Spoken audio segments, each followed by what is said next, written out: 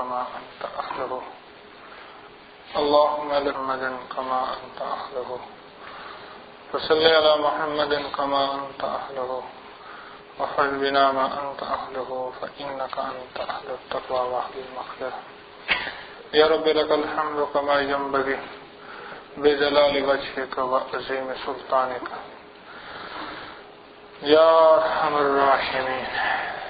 محترم دوستو، اللہ پاک جل شانہ نے اس سارے جسم کو جو عطا کیا ہے، کبھی ہم نے اپنے جسم پہ غور کیا کہ اللہ نے جسم کیوں دیا؟ پھر جسم کا ایک ایک عضو، جسم کے ایک ایک اعضاء میں اللہ پاک نے اپنی شان کو بیان کر دیا۔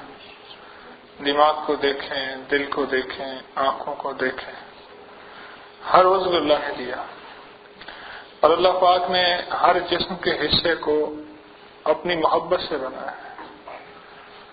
یقین جانیے، احسن الخالقین، اللہ نے جسم کے ہر حصے کو اپنی خصوصی محبت سے بنایا ہے، خصوصی پیار سے بنایا ہے۔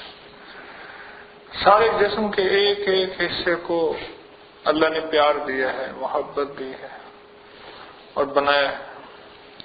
پھر اللہ پاک نے جسم مفت دیا ہے۔ ایسا قانون بھی ہو سکتا تھا کہ جی ہر سال جو ہے اس جسم کی کٹوتی ہونی ہے، ایسا قانون ہو سکتا تھا، اور ویسا کرنے میں حق بجانب تھا کہ اس نے جسم کے اعضاء کی ساری مشینیں ایسے مفت میں دے دی، ہر مشین کو مفت دے دیا۔ فرمانے لگے کہ اللہ پاک نے جسم جو دیا ہے یہ امانت ہے، اور خیال کر اس کی حفاظت کرنا تیرے ذمے ہے۔ اگر تو نے جسم کی حفاظت نہ کی، قیامت کے دن اللہ کے سامنے جواب دہ ہوگا۔ اگر تو نے جسم کی حفاظت نہ کی، غذا کے ذریعے، علاج کے ذریعے، احتیاط کے ذریعے، غذا کے ذریعے، علاج کے ذریعے، احتیاط کے ذریعے اس کی حفاظت تیرے ذمے ہے، اور اگر تو نے اس کی حفاظت نہ کی، اور پھر فرمایا کہ اس کی حفاظت کا سب سے بہترین سامان جو ہے وہ اللہ نے اعمال کے ذریعے رکھا ہے۔ علاج سے مراد ہماری نظر فوراً دوا پہ جاتی ہے، علاج سے مراد ہماری نظر دعا پہ نہیں جاتی، دعا پہ نہیں جاتی۔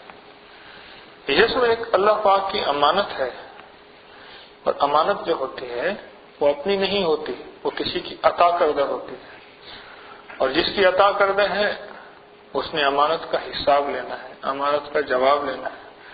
اس نے پوچھنا ہے کہ میری امانت کی کتنی فیصد تو نے قدردانی کی۔ پھر اس جسم کا ایک ایک حصہ وہ امانت ہے، اس امانت کے بارے میں اللہ پاک نے پوچھنا ہے کہ اس ایک ایک حصے سے میں نے کیا کہا تھا، تو نے کیا کیا تھا؟ میں نے کیا کہا تھا کہ کیا کرنا ہے، اور تو نے کیا کیا تھا کہ میں نے تو یہ کہا تھا یہ کرنا ہے اور اس سے یہ لینا ہے۔ آنکھ کے ذمے یہ کام ہے، ایک ڈیوٹی ہے آنکھ کی۔ اس لیے اللہ پاک نے آنکھ کو بند ہونے اور جھکنے کا نظام دیا ہے۔ کل کو بندہ یہ کہتا کہ یا اللہ اس کے اندر یہ نظام تھا ہی نہیں۔ ہاتھ کے اندر پھیلنے اور سکڑنے کا نظام اللہ پاک نے رکھا اس لیے ہے کہ کل کو یہ بندہ شکوہ نہ کر سکے۔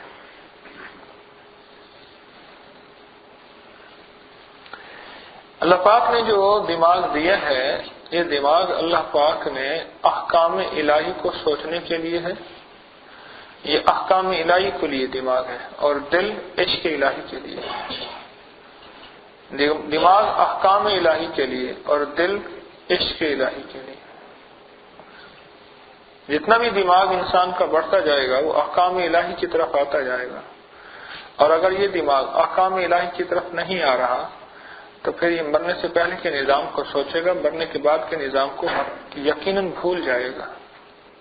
اس قسم میں احکام الہی کی حیثیت ہی کچھ نہیں ہوگی۔ مرنے سے پہلے کے نظام کو سوچے گا۔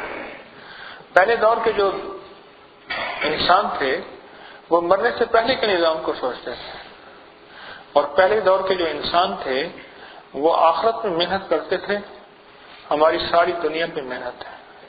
پہلے دور کے جو انسان تھے وہ ساری کی ساری محنت اللہ پہ کرتے تھے، خالق پہ کرتے تھے۔ اور ہماری ساری محنت مخلوق پہ ہے. کمپیوٹر مخلوق ہے، سائنس مخلوق ہے، حتیٰ کہ حکیم کی دوا مخلوق ہے، ڈاکٹر کی دوا مخلوق ہے، کھانا مخلوق ہے، پانی مخلوق ہے. یہ ساری کائنات کی ساری چیزیں مخلوق ہیں. ہماری ساری محنتیں مخلوق پہ ہو گئی، خالق پہ نہ. پہلے دور کے انسان ساری محنتیں خالق پہ کرتے تھے. اس کا فائدہ یہ ہوتا تھا کہ تھوڑی سی کوشش پہ اللہ جل شانہ انہیں بہت زیادہ عطا کر دیتے تھے. تھوڑی سی کوشش پہ زیادہ عطا کر دیتے تھے. اس دور کے جو سائنسدان تھے آج کے وہ سائنسدان ہیں ہی نہیں جو اس دور کے سائنسدان تھے. شاہی قلعہ جب انگریز نے لوٹا تو اس شاہی قلعے کے اندر ایک حمام تھا،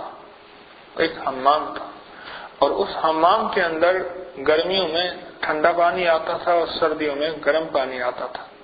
کہاں سے آتا تھا کوئی سمجھ نہیں آتی تھی. اور یہ بڑے بڑے ماہرین کو اس پہ لگایا کہ اس کی تحقیق کرو، اور ماہرین تحقیق کرنے کے باوجود اپنی اس مقصد کو نہ پہنچ سکے. تو آخر کار اس حمام کو توڑا تو دیکھا کہ ایک چراغ ہے وہ خود جل رہا ہے. کہاں سے تیل آ رہا ہے اس کا، کہاں سے بتی آ رہی ہے، ایک خاص سمت میں جل رہا ہے. ہمارے پاس ایک پرانی کتاب ہے، والد صاحب رحمۃ اللہ علیہ کے دور کے ہاتھ کی لکھی کتابیں ہیں اچھی خاصی. والد صاحب کو علم کا شوق ہوتا تھا. تو اس کتاب میں ایک عمل ہے اور اب بھی ویسے ہی ہے. یہ علم کے طور پہ کہہ رہا ہوں، تقدیر اللہ کے ہاتھ میں ہے کہ ایک سرسوں کا تیل لیں اور اس میں ایک پیالہ ہے اس میں ڈالیں. جو مریض آپ دیکھتے ہیں کہ اس وقت اس کی بچنے کی حالت نہیں ہے، اس کا قارورہ پیشاب لیں، اس کا ایک قطرہ اس میں ڈالیں. اب یہ دیکھیں کہ وہ کس سمت میں جاتا ہے. اس میں سمتیں لکھی ہوئی ہیں، شمال جنوب مشرق مغرب، مشرق شمال جنوب مشرق. اس کی سمتیں ساری اس پیالے کی لکھی ہوئی ہیں. غور سے اس ایک قطرے کو دیکھیں کہ وہ کدھر جاتا ہے. جدھر وہ جاتا ہے پھر لکھا ہوا اگر ادھر جائے گا تو مریض بچ جائے گا، ادھر جائے گا تو مریض کے ساتھ یہ ہوگا، ادھر جائے گا تو یہ ہوگا، ادھر جائے گا تو یہ ہوگا. یہ میں علم کی بنیاد پہ کہہ رہا ہوں. اللہ کی تقدیر اللہ کے ہاتھ میں ہے. میرے اللہ کا علم کامل ہے، بندوں کا علم ناقص ہے. اس دور کی پرانی ریسرچ اور پرانی تحقیق جتنی بھی کتابوں میں موجود ہے آج بھی کامل ہے، اور آج کا سائنسدان اسے جھٹلا نہیں سکتا. اس کی وجہ کیا ہے؟ اس کی وجہ یہ ہے ان کا زیادہ وقت خالق پہ لگتا تھا، تھوڑا وقت مخلوق پہ لگتا تھا. اور جس چیز کے لیے بندہ زیادہ محنت کرتا ہے اللہ اس چیز کو کھول دیتا ہے. پھر اللہ کیا کرتے تھے؟ اللہ پاک نے ان کے دل کو، ان کے سینے کو کھول دیا، ان کے دل کو، ان کے سینے کو کھول دیا. حضرت امام جعفر صادق رحمہ اللہ تعالی علیہ دنیا کے سب سے بڑے سائنسدان تھے، اہل بیت کے شاہ سوار تھے، اہل بیت میں بڑا مقام تھا ان کا. وہ دنیا کے سب سے بڑے سائنسدان ہیں. ان کی حکمت، ان کی دانائی، ان کے نسخے اور ان کی کمال کی چیزیں اب بھی سائنس ان سے لیتی ہے. اس کی وجہ یہ ہے انہوں نے خالق پہ محنت کی تھی. خالق نے اپنی بنائی ہوئی جو بھی کائنات کی چیزیں ہیں ان کے سامنے کھول دی تھی. ایک اللہ والے فرماتے ہیں کہ پاس ان کے ایک خادم آئے جو حضرت کے ساتھ خدمت میں عقیدت سے رہتے تھے. خدمت میں بھی رہنا اور عقیدت سے رہنا بڑی مشکل کام ہے، کیونکہ انسان کی عقیدت ختم ہو جاتی ہے اور جو ملتا ہے جس کو عقیدت سے ملتا ہے. تو خدمت میں رہتے تھے. تو کچھ عرصے کے بعد عرض کرنے کے حضرت اب مجھے جو ہے وہ جڑی بوٹیاں جتنی بھی ہیں یہ ساری بولتی ہیں کہ ہمارے یہ فائدے ہیں، ہمارے یہ فائدے ہیں، ہمارے یہ فائدے ہیں. یہ جڑی بوٹیاں ساری بولتی ہیں. اب میں تو پریشان ہو جاتا ہوں. تو حضرت نے فرمایا بھائی اللہ کی طرف سے آتا ہے، اس کو لکھ لیا کر.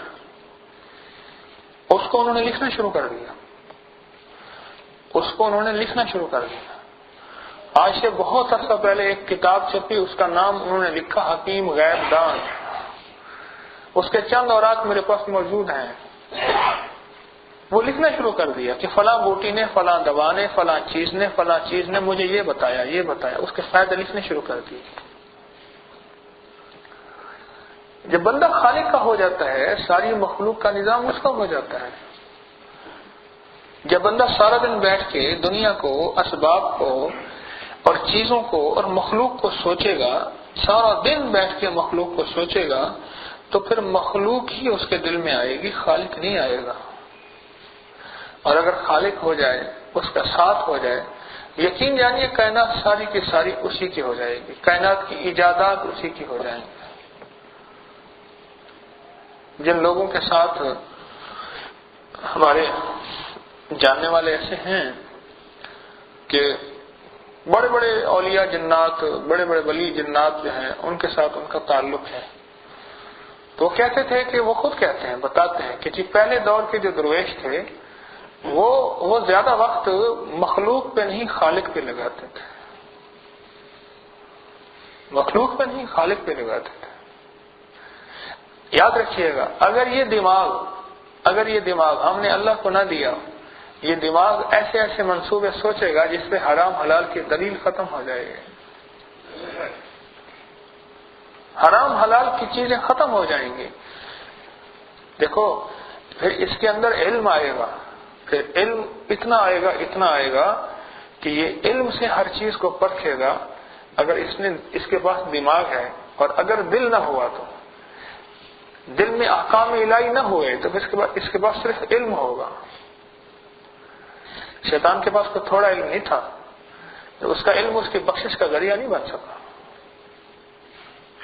پہلے دور کے جتنے بھی علماء ہوتے تھے یا بڑے بڑے دانشور ہوتے تھے، وہ سمجھتے تھے کہ ہمارے پاس احکام علوم ہیں، علم ہے، اور ہمارا دماغ جو ہے اس علم سے بھرا ہوا ہے، اور اس دماغ کے اندر بہت بڑا علم ہے. لیکن اپنے علم پہ بھروسہ نہیں تھا. وہ فوراً کسی اللہ والے کی طرف رجوع کرتے تھے. مولانا عبد الرحمان صاحب تھے کامل پوری رحمت اللہ علیہ، بھابیل کا بہت بڑا جو ہے جامعہ تھا. ان کا علم اور ان کا استنباط وہ ایک سکہ ہے. ان کا نام آتے ہی بڑے بڑوں کی گردنیں جھک جاتی ہیں، بڑے بڑوں کی گردنیں جھک جاتی ہیں. اس دور میں انہوں نے ایک اللہ والے سے رجوع کیا، فرمانے لگے میرے پاس علم ہے، جسم کا ایک حصہ ہے، وہ ہے دماغ. وہ دماغ میری جو ہے احکامات پہ، اس پہ علوم ہے سارے، لیکن دل کے اندر وہ نور نہیں ہے. تو دل کے برتن جو ہے جو خالی ہے، میرا دماغ کا برتن بھرا ہوا ہے. اور یہ دل کا برتن جو ہے یہ اس وقت بھرے گا جب اپنے آپ کو کسی کے حوالے نہیں کریں گے دل کے لیے. اور دل کی دنیا میں جو بستے ہیں، جو دل کی دنیا کو لے کے چلتے ہیں، جب تک ان کے حوالے نہیں کریں گے یہ دل کا برتن خالی رہے گا. دماغ کا برتن علم سے بھرا ہوا ہے، اور دل کا برتن عشق الہی سے اگر بھرا ہوا نہیں ہے تو یہ گمراہ ہو جائے گا، یہ گمراہ ہو جائے گا. اور ہاں اگر دل کے اندر عشق الہی ہے اور دماغ کے اندر اللہ والے احکام نہیں ہے، اللہ والا علم نہیں ہے، پھر بھی گمراہ ہو جائے گا. پھر یہ حیرت انگیز قسم کی بدعات گھڑ لے گا. ایسی چیزیں اس کے سامنے آئیں گی جو یہ سمجھے گا کہ اس کو کرنے سے مجھے جو ہے نور ملے گا. اس کو نور نہیں ملے گا، اس کو وقتی سرور ملے گا، اور اس سرور کے اندر جو ہے گمراہی ہوگی. دیکھو جسم کے اندر دو اعضاء ہیں ایسے ہیں جن کو تھوڑی سی چوٹ لگے نقصان زیادہ ہوتا ہے، دل اور دماغ.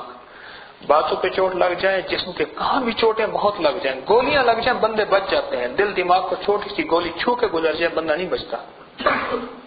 اس کی وجہ یہ ہے کہ یہ دو اعضاء ایسے ہیں جو نہایت قیمتی ہیں. ان دو اعضاء کی قیمت بہت زیادہ ہے. سارا نظام عالم اللہ جل شانہ نے اس میں انسان کو جو کچھ دیا ہے ان دو اعضاء کے ذریعے دیا ہے، ایک دماغ کے لیے، ایک دل کے لیے. اور دماغ اتنا قیمتی ہے کہ اللہ پاک جل شانہ نے جتنا دماغ آدمی کو دیا ہے، اور اس کے اندر خربوں سیلز ہیں. سائنس کہتی ہے کہ انسان اگر 100 سال کی زندگی گزارے اور سب سے بڑا سائنسدان بن جائے اور اپنے دماغ کو خوب جی بھر کے خرچ کرے، تو یہ اپنے دماغ کا 1000ویں حصے سے بھی کم اس نے استعمال کیا ہے. یہ دماغ کا اتنا بڑا نظام اللہ نے اصل میں آخرت والی دنیا کے لیے بنایا ہے، جس کا ایک دن 50,000 سال کا ہوگا. جس کے بوڑھے کو کبھی جو ہے جوان کو کبھی بڑھاپا نہیں آئے گا اور اس کے حسن کو کبھی زوال نہیں آئے گا، اور 70 سال بیٹھ کے ایک کھانا کھائے گا اس کے ذائقے ختم نہیں ہوں گے، اور ایک محل ایسا ملے گا جس کے 70,000 دروازے ہوں گے اور ہر دروازے کے 70,000 کمرے ہوں گے. یہ بظاہر کہانیاں نظر آتی ہیں، بظاہر عرض کر رہا ہوں. ماں کے پیٹ کے اندر ایک بچہ ہو، اسے کہہ دیا جائے کہ اتنے بڑے بڑے میدان ہوں گے، اتنے بڑے جہاز ہوں گے، اتنے بڑے پہاڑ ہوں گے، اس کے سامنے تو ماں کا پیٹ سب سے بڑی کائنات ہے. ہم زمین اور آسمان کے پیٹ میں رہ کے یؤمنون بالغیب کے ساتھ اگر نہ چلے تو ہمارے سامنے اللہ نہ کرے نعوذ باللہ یہ کہانیاں بن جائیں گی. کیوں؟ ہم زمین و آسمان کے پیٹ میں، ہم ادھر دیکھیں گے ادھر دیکھیں گے کہ ایک محل ایسا نظر ہی نہیں آتا دنیا میں جس کے 70,000 کمرے ہوں، ہر کمرے کا 70,000 دروازہ، ہر دروازے کے اوپر 70,000 غلام اس کا مرحبا کہہ رہے ہوں، تو کہیں نظر ہی نہیں آتا، نظر نہیں آتا، سمجھ نہیں آتا. چلو شاید دنیا میں کہیں ہو، ممکن نہیں ایسا مکان، ایسا محل جس کا ہر جو ہے اینٹ سونے اور چاندی کی ہو اور موتی جڑے ہوئے ہوں اور گارا جو ہے مشک اور کستوری کا اور زعفران کا ہو، وہ نظر ہی نہیں آتا. اور ایسا محل ہو جو ہواؤں میں معلق ہو، نظر ہی نہیں آتا. جب نظر نہیں آتا تو ہماری کیفیت وہ ہے اس بچے کی ہے جو ماں کے پیٹ کے اندر ہے، جو ماں کے پیٹ کے اندر ہے. اس کے سامنے ساری کائنات ماں کا پیٹ ہے. ادھر دیکھے ادھر دیکھے اسے کچھ سمجھ نہیں آئے گی، اسے کچھ سمجھ نہیں آئے. اس لیے کہتے ہیں نہیں آئے گی، اسے کچھ سمجھ نہیں آئے. اس لیے کہتے ہیں کہ جو آدمی کسی فقیر کے ساتھ چل رہا ہے وہ اس سمجھ کے ساتھ چلے کہ میری کیفیت ماں کے پیٹ کے بچے کی طرح ہے. جو فقیر کہہ رہا ہے وہ دیکھی ہے، میری ان دیکھی ہے، لہذا جو انہوں نے کہہ دیا اس میں خیر ہی خیر ہے، تب تو اس کو فائدہ ہوگا. اور اپنی عقل سے اگر چلے گا پھر نفع نہیں ہوگا. اپنی عقل سے چلے گا نفع نہیں ہوگا. ہمارے حضرت رحمۃ اللہ علیہ کے پاس ایک درویش آتے تھے، دیہاتی تھے، ان پڑھ تھے، بالکل ان پڑھ تھے. درویش آتے تھے، بہت دیہاتی تھے. مجھے یاد آئی بڑی پرانی بات. وہ حضرت سے فرمانے لگے میرے شیخ میں جب بھی جاتا تھا مجھے خنزیر کہتے تھے. غصے میں آتے تھے، ہر وقت جلال میں رہتے تھے اور مجھے کہتے تھے خنزیر ہے. پھر میں چپ ہو جاتا. کچھ عرصے کے بعد میرے اندر سوچنا شروع کر دیا. میں نے کہا تیرے اندر لگتا ہے خنزیر ہے، جو درویش نے آنکھوں سے دیکھ لیا.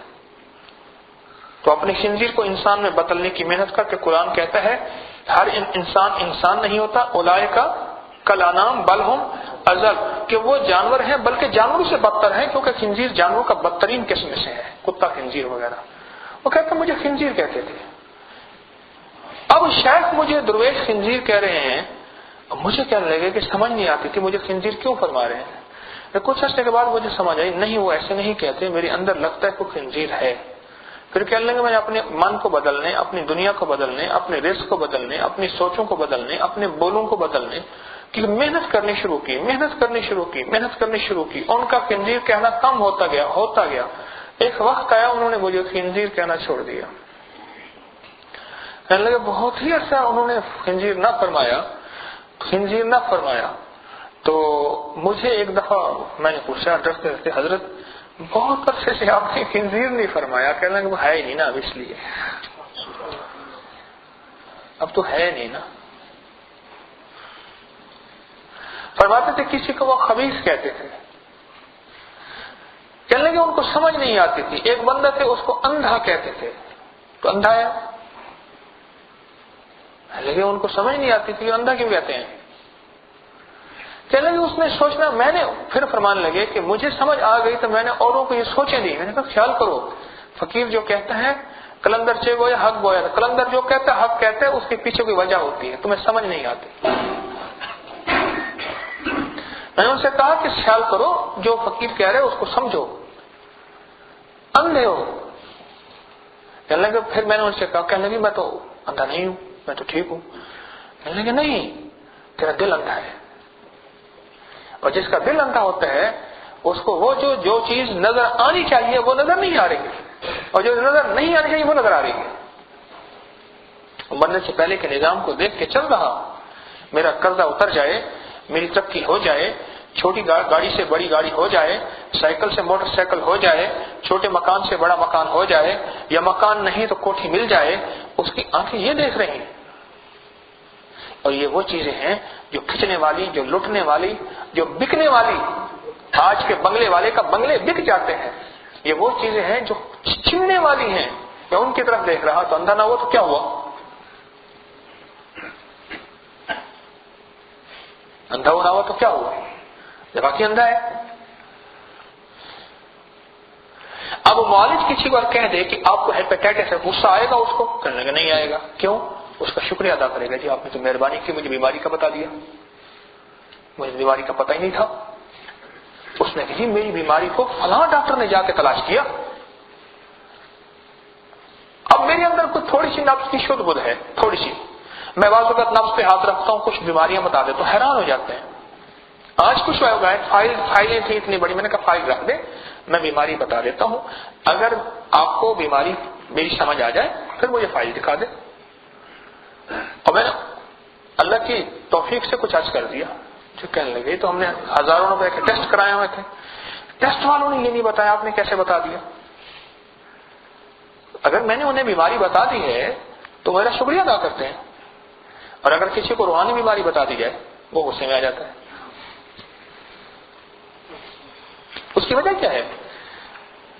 اس کی وجہ یہ ہے کہ وہ روحانی علاج کرنے کے لیے آج تک اس نے سوچا ہی نہیں۔ اس نے اپنے آپ کو روحانی مریض سمجھا ہی نہیں۔ جس چیز کو آدمی مریض سمجھتا ہے تو علاج کرتا ہے، مریض سمجھے گا علاج کیسے کرے گا؟ جاگتے رہو بھائی، اگر مریض سمجھے گا نہیں علاج کیسے کرے گا؟ تو مریض سمجھے گا علاج کرے گا، کہ میں مریض ہوں علاج کرے گا، مریض ہی نہیں ہوں تو اسے کوئی کہے گا تو فلاں تکلیف ہے تو غصہ نہیں آئے گا تو کیا آئے گا؟ وہ اظہار کرے نہ کرے دل کے اندر تو کیفیات غصے کی پیدا ہو جائیں گی۔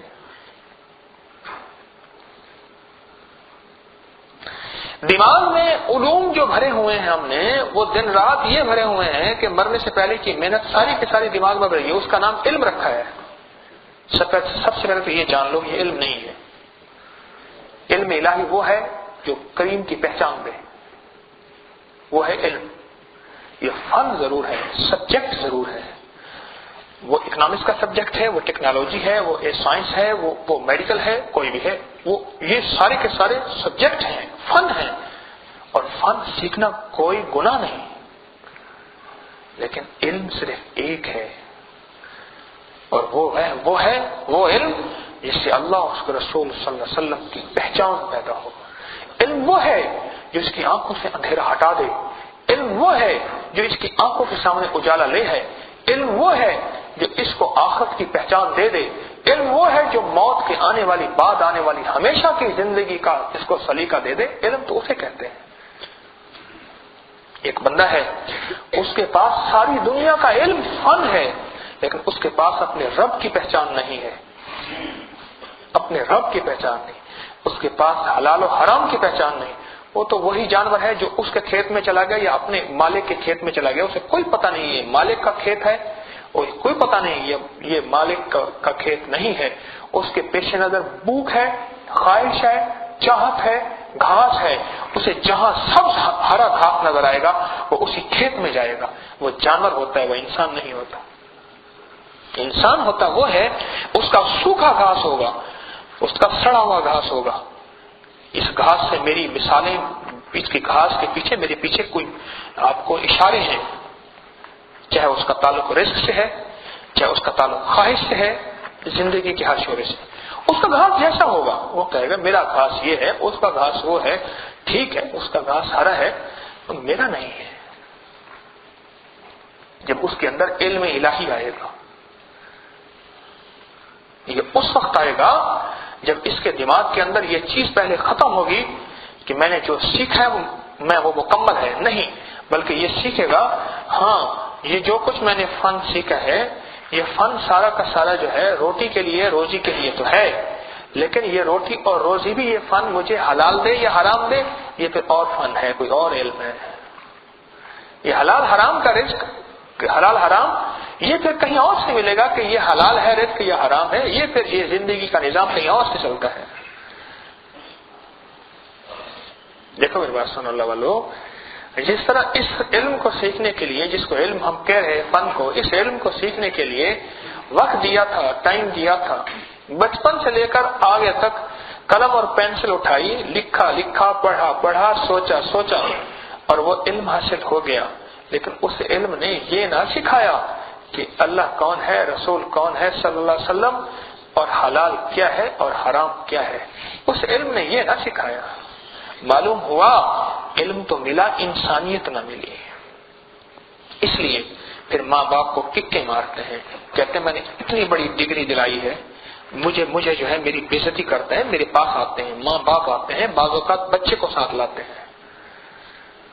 تو میں ان سے کہتا ہوں آپ نے جو علم دیا، اس علم کی ڈگری اسے مل گئی ہے تو ٹھیک ہے، اسے آپ نے یہ علم دیا ہی نہیں کہ ماں باپ ہوتے کیا ہیں، ان کے دیدار سے ملتا کیا ہے، ان کے اکرام سے ملتا کیا ہے، وہ تو آپ نے علم دیا ہی نہیں اس کو۔ تو جو دیا اس نے ٹھیک کیا، اس میں شکوہ کس چیز کا ہے؟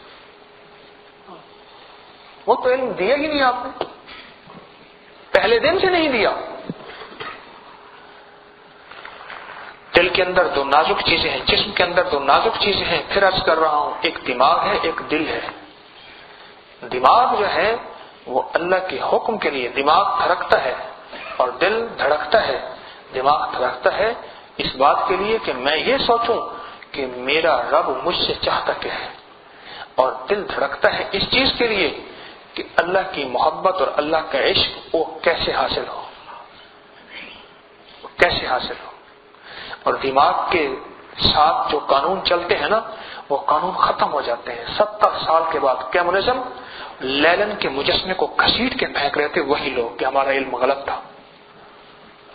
وہ کمیونزم کے چاہنے والے 70 سال انہوں نے محنت کی، آخر لیلن کے مجسمے کو سڑکوں پہ گھسیٹا، ساری دنیا کی میڈیا نے بتایا کہ یہ علم غلط تھا۔ اور علم وہ ٹھیک ہے جس کے اندر اللہ اور اس کے رسول صلی اللہ علیہ وسلم کی مہر لگی ہو، چاہت، علم وہ ٹھیک ہے۔ صحابی اس علم کی وجہ سے بنے، اہل بیت اس علم کی وجہ سے بنے۔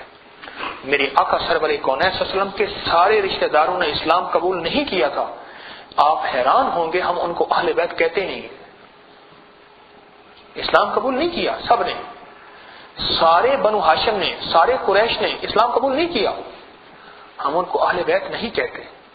اہل بیت کہتے انہیں ہیں میرے آقا کے گھر کے امہات المومنین ہیں، اور حضرت علی رضی اللہ عنہ کا گھرانہ ہے، اور اما حضرت فاطمہ کا گھرانہ ہے، یہ سارے کے سارے ان کو اہل بیت اس لیے کہتے ہیں کہ انہوں نے اپنے علم کی نفی کی اور اللہ والے علم کا اثبات کیا۔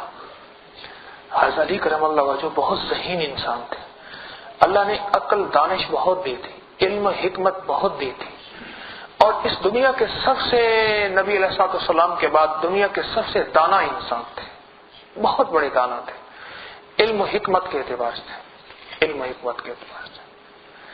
ایک بہت بڑی کتاب میں لکھا ہے کہ اگر علی کرم اللہ وجہ کملی والے کی غلامی اختیار نہ کرتے، رسول اللہ صلی اللہ علیہ وسلم کے اور چچا بھی تو تھے نا، ارے بھائی ان کی اولاد بھی تو تھی اللہ والو، کتنے چچا ایسے ہیں، کتنے چچا، ابو لہب کی اولاد نہیں تھی، وہ 2 بیٹے تو تھے جنہوں نے میرے آقا کملی والے کی بیٹیوں کو کیا کیا، طلاق دے دی۔ کیا ابو جہل کی اولاد نہیں تھی؟ فرمایا کہ دنیا کے خوش قسمت انسان ہیں علی کرم اللہ وجہ جنہوں نے کملی والے کو مانا، اور آج ان کی وجہ سے سارا جہان اپنے بیٹوں کا نام علی رکھ رہا ہے۔ اپنے علم کی نفی کی، اللہ والے علم کو کہا کہ یہ حق ہے۔ میرے محترم دوستو، اپنے ذہن کے اندر، اپنی عقل کے اندر اور اپنے دماغ کے اندر اور اپنے دل کے اندر کی سوچوں کے اندر ایک بات فیصلہ کریں کہ ہم نے اللہ والے علم کو مان کے چلنا ہے، اللہ والی محبت کو دیکھ کے چلنا ہے۔ ہمارا علم نفی، اللہ کا علم کامل، اور ہمارا علم جو جمع تقریب کر رہا اور اس کے اندر جو نفع نظر آ رہا وہ سارا کا سارا دھوکہ ہے۔ اگر میرا اللہ کہتا ہے یہ حرام ہے تو وہ سارا دکھ ہے، وہ سارا فریق ہے۔ یاد رکھیے گا، حرام سے کبھی نسلیں نہیں پلتی، حرام سے کبھی چین نہیں آتا، کبھی سکون نہیں آتا۔ آج دو چیزوں کی بار بار میں عرض کر رہا ہوں، اپنی عقل کو اور اپنے دل کو اللہ کو دینا ہے۔ یہ دو چیزیں میں بیان کر رہا ہوں آپ سے آج۔ اپنی عقل کو اللہ کو دینا ہے۔ سوچیں اٹھتی ہیں میرا کاروبار بڑھ جائے، کوئی حرج نہیں، بڑھانا ہے تو بڑھانا چاہیے، کاروبار بڑھانے میں کوئی حرج نہیں ہے۔ میں آپ کو یہ نہیں کہتا کہ آپ گدڑی اور بوریا نشین ہو جائیں، میں آپ کو یہ نہیں کہوں گا کہ آپ اچھا گھر اچھی گاڑی نہ لیں، اگر اللہ پاک نے رزق حلال طیب طاہر دیا ہے تو ضرور لینی چاہیے، لیکن میں آپ سے یہ درخواست کروں گا اس کے کرنے سے پہلے یہ دیکھیں کہ میرے رزق کے جو ذرائع ہیں، جب میں کاروباری زندگی کر رہا اس میں حلال کے راستے کہاں ہیں، حرام کے راستے کہاں۔ اگر عقل میں علم الہی ہوگا اور دل میں عشق الہی ہوگا، اور اگر عقل میں رسالت مآب صلی اللہ علیہ وسلم کی محبت کی سوچیں ہوں گی اور دل میں عشق مصطفیٰ صلی اللہ علیہ وسلم ہوگا، پھر میرے دوستو پھر یہ اپنے کاروبار کو بڑھانے سے پہلے یہ سوچے گا کہ جو حلال راستے ہیں، جو جائز راستے ہیں، جو مبارک اور محترم راستے ہیں وہ کون سے ہیں، وہ یہ سوچے گا۔ یہ کسی کی ہرے گھاس کی طرف متوجہ نہیں ہوگا اور اپنے سوکھے گھاس پہ اکتفا کرے گا۔ تاریخ نے بتایا ہے کہ جو حضرات کربلا کے اندر شہید ہوئے ہیں، اللہ جل شانہ نے انہیں سدا بہار رکھا ہے۔ دنیا کے اعتبار سے تو بظاہر وہ ناکام ہو گئے، ان کا تو گھر ٹوٹ گیا، ان کے تو قافلے ختم ہو گئے، ان کے تو بچے جمع ہو گئے، ان کے تو روزے میں نہ کھل سکے، ان کے اندر تو فاقے آ گئے۔ وہ مدینہ سے قافلہ چلا تھا، مدینہ واپس نہ جا سکا سوائے چند افراد کے۔ دنیا کہتی ہے وہ ناکام ہو گئے، لیکن جو اللہ کے لیے اور اللہ کے احکامات اور سرور کونین صلی اللہ علیہ وسلم کی محبت کو بچاتے بچاتے لٹ گیا، ذبح ہو گیا۔ ساری دنیا آج حسین کو فاتح کہہ رہی ہے، اور ساری دنیا حسین کو فاتح کہہ رہی ہے، اور ساری دنیا جو ہے یزید کو فاتح نہیں کہہ رہی۔ اس کی وجہ یہ ہے کہ وہ اس کے پاس، یزید کے پاس اقتدار تھا، مال تھا، حکومت تھی، لیکن اللہ نہیں تھا اور اس کا حبیب نہیں تھا۔ اپنی عقل کو، اپنی سوچوں کو، اپنے علم کو اللہ کے تابع کرتے ہیں، اور اپنے دل کو اور اپنے جذبے کو اور اپنی چاہتوں کو اور اپنی خواہشات کو اللہ اس کے رسول صلی اللہ علیہ وسلم کے تابع کرتے ہیں۔ میری کوئی سوچ نہیں ہے، ہاں میرے دل میں اٹھنے والی سوچیں بہت اچھی سوچیں ہیں، لیکن ان سوچوں کے اندر اگر اللہ ہے تو میں کامیاب انسان ہوں، اگر ان سوچوں میں اللہ نہیں ہے میں ناکام انسان ہوں۔ میرے دل کے اندر اٹھنے والی چاہتیں ہیں، اور اگر ان چاہتوں کے اندر اللہ ہے تو میں کامیاب انسان ہوں، اگر اللہ نہیں ہے تو میں ناکام انسان ہوں۔ اور دیکھیں یہ جو دنیا کی حوادث ہے نا، حوادث، نقصانات، کرائسس، یہ مومن کو بھی آتے ہیں، لیکن مومن ان حوادث کے اندر اس وقت یہ فوراً دیکھتا ہے کہ اب میرے اللہ جل شانہ کی کیا چاہت ہے، اب میرا اللہ مجھ سے کیا چاہتا ہے۔ مومن کی پہچان ہے، یہ مومن کا مزاج ہے، اس وقت اللہ پاک کی چاہت کو دیکھتا ہے، وہ اللہ پاک کی چاہت کو دیکھتا ہے۔ میں نے ابھی سفر میں کچھ احباب تھے، کسی بات پہ نا وہ بہت زیادہ گرم ہو رہے تھے، تو میں نے کہا بھائی یہ حال آیا ہے، اس حال کے اندر بے حال بدحال نہ ہو، اس حال کے اندر یہ دیکھیں کہ اب میرے اللہ کی کیا چاہت ہے۔ یہ حال آیا ہے، اور حاجی کو حال اللہ دیتا ہے۔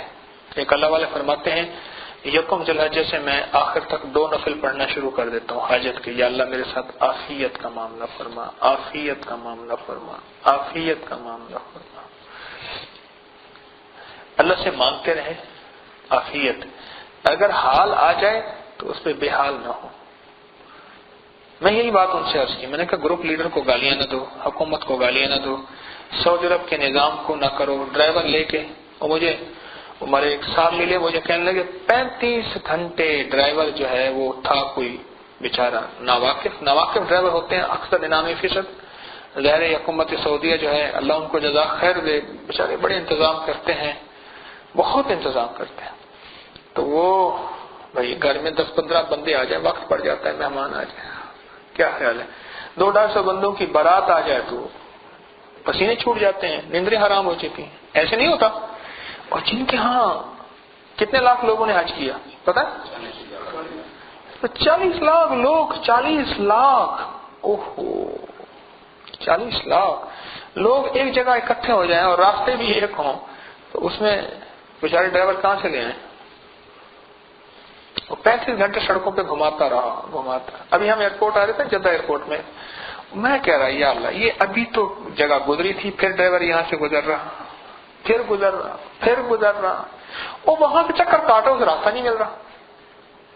یہ کیا ہے؟ مجھ سے لوگ پوچھتے ہیں جی وہ بڑا اخباروں میں آ رہا تھا، یہ آ رہا تھا، کیا ہوا؟ میں کچھ بھی نہیں ہوا. کیوں؟ عدم برداشت کا قومی مزاج بن گیا ہے. عدم قومی مزاج بن گیا ہے.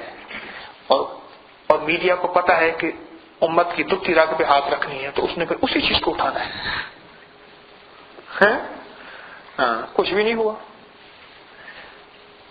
جس دور میں اونٹوں پہ قافلے ہوتے تھے اور گھوڑوں اور گدھے کے اوپر حج ہوتے تھے، وہ مشقت والا تھا یا جہاز 4.5 گھنٹے والا مشقت والا ہے؟ وہ تو منا سے مزدلفہ 4.5 گھنٹے پہ گھوڑے پہ پہنچتے تھے. یہاں سے تو پاکستان سے 4-5 گھنٹے کے اندر جو ہے سعودی عرب پہنچ جاتا ہے، جس کے اندر تجھے بہترین ایئر کنڈیشن ہے اور کھانا لاجواب ملتا ہے. اور ٹوائلٹ جہاز کے اندر ایسا ہوتا تیرے گھر میں نہیں ہوتا.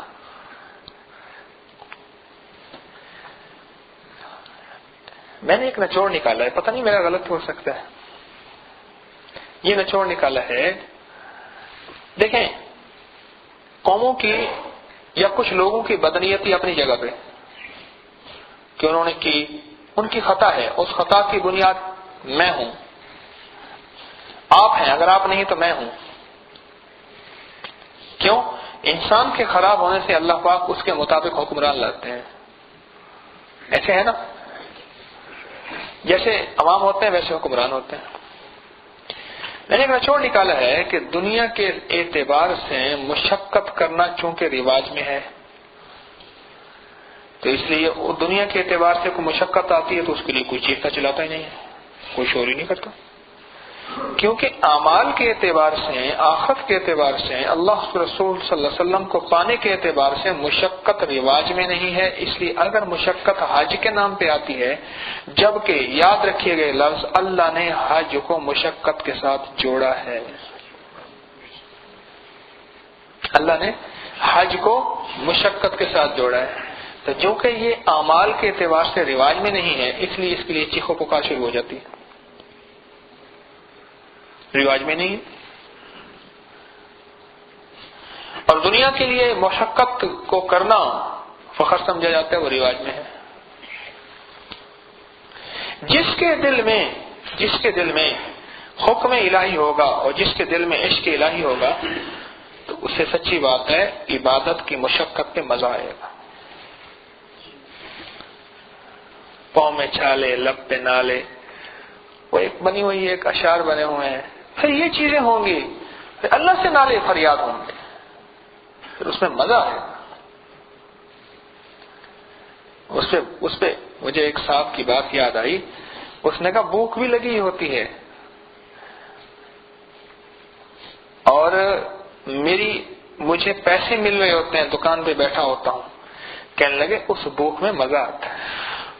میں حیران ہوا اس کی بات پہ. میں نے ایک مزدور سے پوچھا، میں کہ صبح سے شام تک کام کرتے ہو، تھک نہیں جاتے؟ کہنے لگے نہیں، اس تھکن میں مزہ آتا ہے کہ شام کو نوٹ نظر آ رہے ہوتے ہیں. جس شخص کے سامنے اللہ کی محبت اور اللہ کی ذات عالی کا تعلق ہوگا اور کملی والے کے ساتھ عشق ہوگا، اس کو عبادت پہ، اس کو اٹھنے پہ، اس کو یہاں آنے پہ، اس کو حج پہ جانے پہ، یا اس کو جہاں بھی عبادت کے نام پہ مشقت ہوگی، اس سے اس کو مزہ آئے گا۔ دیکھو، مشقت مانگنی نہیں ہے، مشقت مانگنی نہیں ہے، پھر آ جائے تو اس پہ جو ہے فریاد نہیں کرنے کہ اللہ کی طرف سے ہے۔ تو آج کے بعد میں نے 2 برتن عرض کیے ہیں، ایک دماغ کا برتن ہے، ایک دل کا برتن ہے۔ اس برتن کے اندر اللہ کو لانا ہے۔ اب ہوا پتہ کیا ہے، ہمارا دل اور دماغ جو ہے یہ بالکل دنیا کے ساتھ بھرا ہوا ہے، اس میں جگہ کہیں نظر ہی نہیں آ رہی۔ کیوں بھائی؟ میں سامنے میز رکھواؤں مکہ مارنے کے لیے کہ دوستوں کو نیند آ رہی ہے۔ وہ ایک ہمارے دوست ہیں، ابھی مکہ مکرمہ مجھے کہنے لگے کہ میں ایک جگہ گیا تو انہوں نے کہا میز لے آؤ، میز نہیں رکھی۔ یا اللہ، یہ میز کس لیے؟ پھر بعد میں پتہ چلا کہ ہر بات کے بعد زور سے مکہ مارتے تھے۔ کہنے لگا میں نے ان سے پوچھا، میں نے کہا تھوڑی دیر بعد نعرہ کیوں لگاتے؟ کہنے پھر نیند نہیں آتی، سوندے نہیں۔ تو میں دیکھ رہا ہوں اونگ رہے ہیں، یا تو مجھے اجازت دیں جو اونگ رہا ہو اس کو عرض کر دوں کہ آپ کھڑے ہو کے ذکر کرتے رہیں، میری بات نہیں سنتے، یا تو یہ اجازت دے دیں مجھے، کیونکہ میں اونچا بیٹھا ہوں نا، ایک دوسرے کے آپ پیچھے بیٹھے، آپ ایک دوسرے کو نہیں دیکھ رہے، تو میں آپ کی زیارت کر رہا ہوں۔ تو کیا بات عرض کر رہا تھا؟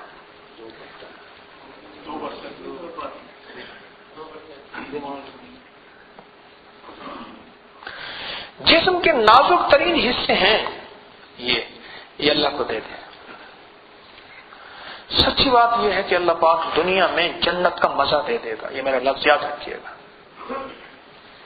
اور رزق کی وسعت دے دے گا، نعمتیں بغیر مانگے ملنا شروع ہو جائیں گی، اور اس کی شفقتیں، عطائیں اور اس کی رحمتیں، اس کی وسعتیں بے کران ہو جائیں گی۔ کر کے دیکھیں تو صحیح۔ یہ 2 برتن اللہ پاک کو دے دیں، اللہ سے عرض کریں کہ بھائی اللہ یہ 2 برتن تو نے دیے ہیں، بڑے نازک ہیں، یہ سر کے اندر دماغ ہے اور سینے کے اندر دل ہے۔ کتابوں میں لکھا ہے کہ جو اللہ پاک نے جسم بنایا تھا مٹی کے، آدم کا، تو اس سے جو مٹی بنی تھی اس سے اللہ نے کھجور بنا دی، اس سے جو مٹی بچی تھی نا اللہ پاک نے اس کو کھجور بنا دی۔ اس لیے انسان ازل سے اب تک کھجوروں کا درخت، اس دن میں نے لاہور میں دیکھا کھجوروں کی سڑکوں کے ساتھ کھجوروں کے درخت لگا رہے ہیں، وہاں راوی روڈ پہ دیکھا، میں کہ حیران ہو گیا، میں نے کہا پہنچی وہیں پہ خاک جہاں کا خمیر تھی، فطرت لوٹ رہی ہے۔ کھجور کا درخت انسان کی زندگی میں حصہ ہے نا۔ اب وہ جو جسم سے مٹی بچی تھی نا تو اس کا اللہ پاک نے کھجور کا درخت بنا دیا، اور ناک میں سے مٹی نکال کے ایسے فرشتے نے پھینکی تھی تو اس میں شیطان نے اپنا لعاب ملا دیا، اس ناک کی مٹی کا کتا بنایا۔ اگر شیطان لعاب نہ ملاتا تو اس میں خون خاری نہ ہوتی، اس لیے کتا انسان کا منہ سے غمخوار ہے کیونکہ جسم کا حصہ ہے، اور اگر شیطان اس میں اپنا لعاب نہ ملاتا تو جسم سے مٹی جو بچی تھی اس کی تو کھجور کا درخت اللہ پاک نے بنا دیا، اور ناک میں سے ایسے انگلی کر کے نا فرشتے نے مٹی نکال کے ایسے پھینکی تھی، اور اس مٹی کے اندر شیطان نے لعاب ملا دیا، اس کا کتا بن گیا۔ اس لیے کتا زندگی کے وفاؤں میں آخری وفادار ہوتا ہے۔ اور کھجور کے درخت کو ہر طرف سے کاٹو نہیں ختم ہوگا، کھجور کے درخت کو اوپر سے کاٹ دو کھجور مر جائے گا۔ کتنے درخت ہیں ان کو اوپر سے کاٹ دو درخت نہیں مرے گا۔ کھجور کا درخت واحد درخت ہے کہ اس کو اوپر سے کاٹو کھجور ختم ہو جائے گا۔ انسان کو ہر طرف سے کاٹو انسان نہیں مرے گا، اوپر سے کاٹ دو انسان مر جائے گا۔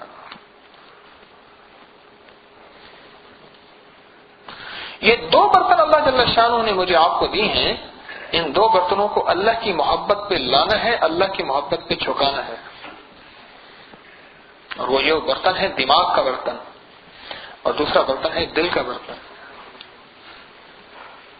دماغ کا برتن اور دل کا برتن، یہ اللہ جل شانہ کی محبت اور اطاعت پہ کیسے آ جائے، حتیٰ کہ ہمارا دماغ اللہ کے بارے میں، اللہ کے احکامات کے بارے میں سوچنا شروع کر دے۔ ہمارا دماغ کہ اللہ تو کیا ہوگا تیری حیثیت، یا اللہ تیرے احکامات کیسے ہوں گے، اور یا اللہ میں نے تجھے منہ دکھانا ہے، پتہ نہیں کیا کچھ سوچنا شروع کر دے احکامات الہی کے بارے میں. یا اللہ میں کس حکم کو پورا کرنا شروع کر دوں، اللہ میری نسلوں کا کیا بنے گا، اور یا اللہ جو نسلیں میری کی ساری پہلی نسلیں جو میری آباء و اجداد کی، اگر وہ تیری نافرمانی میں ان کی زندگی گزر گئی ہے، ان کی بخشش کا کیا بنے گا. میری بات کو غور فرمائیں آپ نے، اور میری طرف دیکھتے بھی رہیں، دیکھنے سے نیند نہیں آتی. میں آپ کو حقیقت عرض کر رہا ہوں، اس کے بارے میں سوچیں.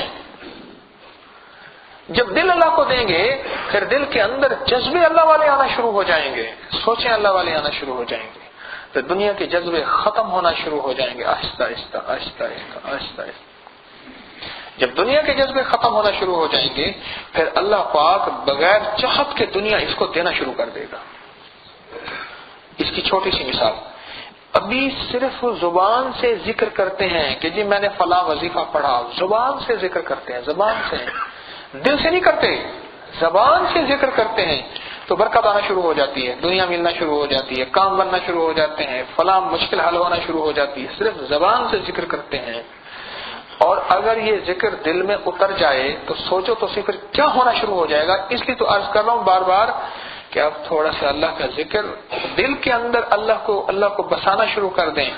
اللہ پاک تیری چاہتوں کو پورا کر دے گا، تجھے سوچے بغیر عطا کر دے گا، پھر تو ایسے سوچے گا اور مل جائے گا. یہ دل کے اندر اللہ کو بسائیں گے، اور دل کے اندر رب ایسے نہیں ملتا. یہ میری بات ذہن میں رکھیے گا.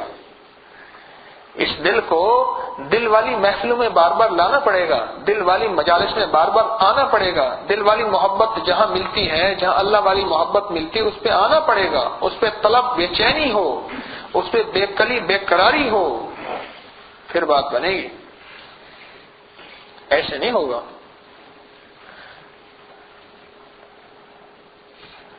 ایک بہت بڑے عالم تھے، ان کو بادشاہ نے فتوے کا کہا، ابن تیمیہ کو. انہوں نے کہا جی میں فتویٰ میں نہیں دیتا. یہ تو کیا کیا، بادشاہ نے قید کر دیا. 3 دن کے بعد بادشاہ کے پاس ایک طالب علم روتا روتا آیا، رو رہا تھا. کیا ہوا؟ اس نے کہا جی مجھے قید کر دیں، آپ کی مہربانی ہوگی. کوئی قید بھی کوئی مانگتا ہے، تو کیوں قید ہونا چاہتا ہے؟ اس نے کہا میں استاد سے سبق پڑھتا تھا، 3 دن ہو گئے میں نے سبق نہیں پڑھا. چلو قید ہو جاؤں گا، قید کی صعوبتیں تکلیفیں برداشت کروں گا. جو میرے دل میں اللہ والا نور مل رہا تھا وہ میری ذرا لائن کٹ گئی ہے، مجھے بے چینی اور بے قراری ہو گئی ہے، لہٰذا اس کا حل میرے پاس یہی ہے کہ میں بھی جیل میں چلا جاؤں. تو مجھے جیل میں جانا قبول ہے، جیل میں جانا قبول ہے، لیکن استاد کی جدائی مجھے قبول نہیں ہے. جیل میں جانا قبول ہے.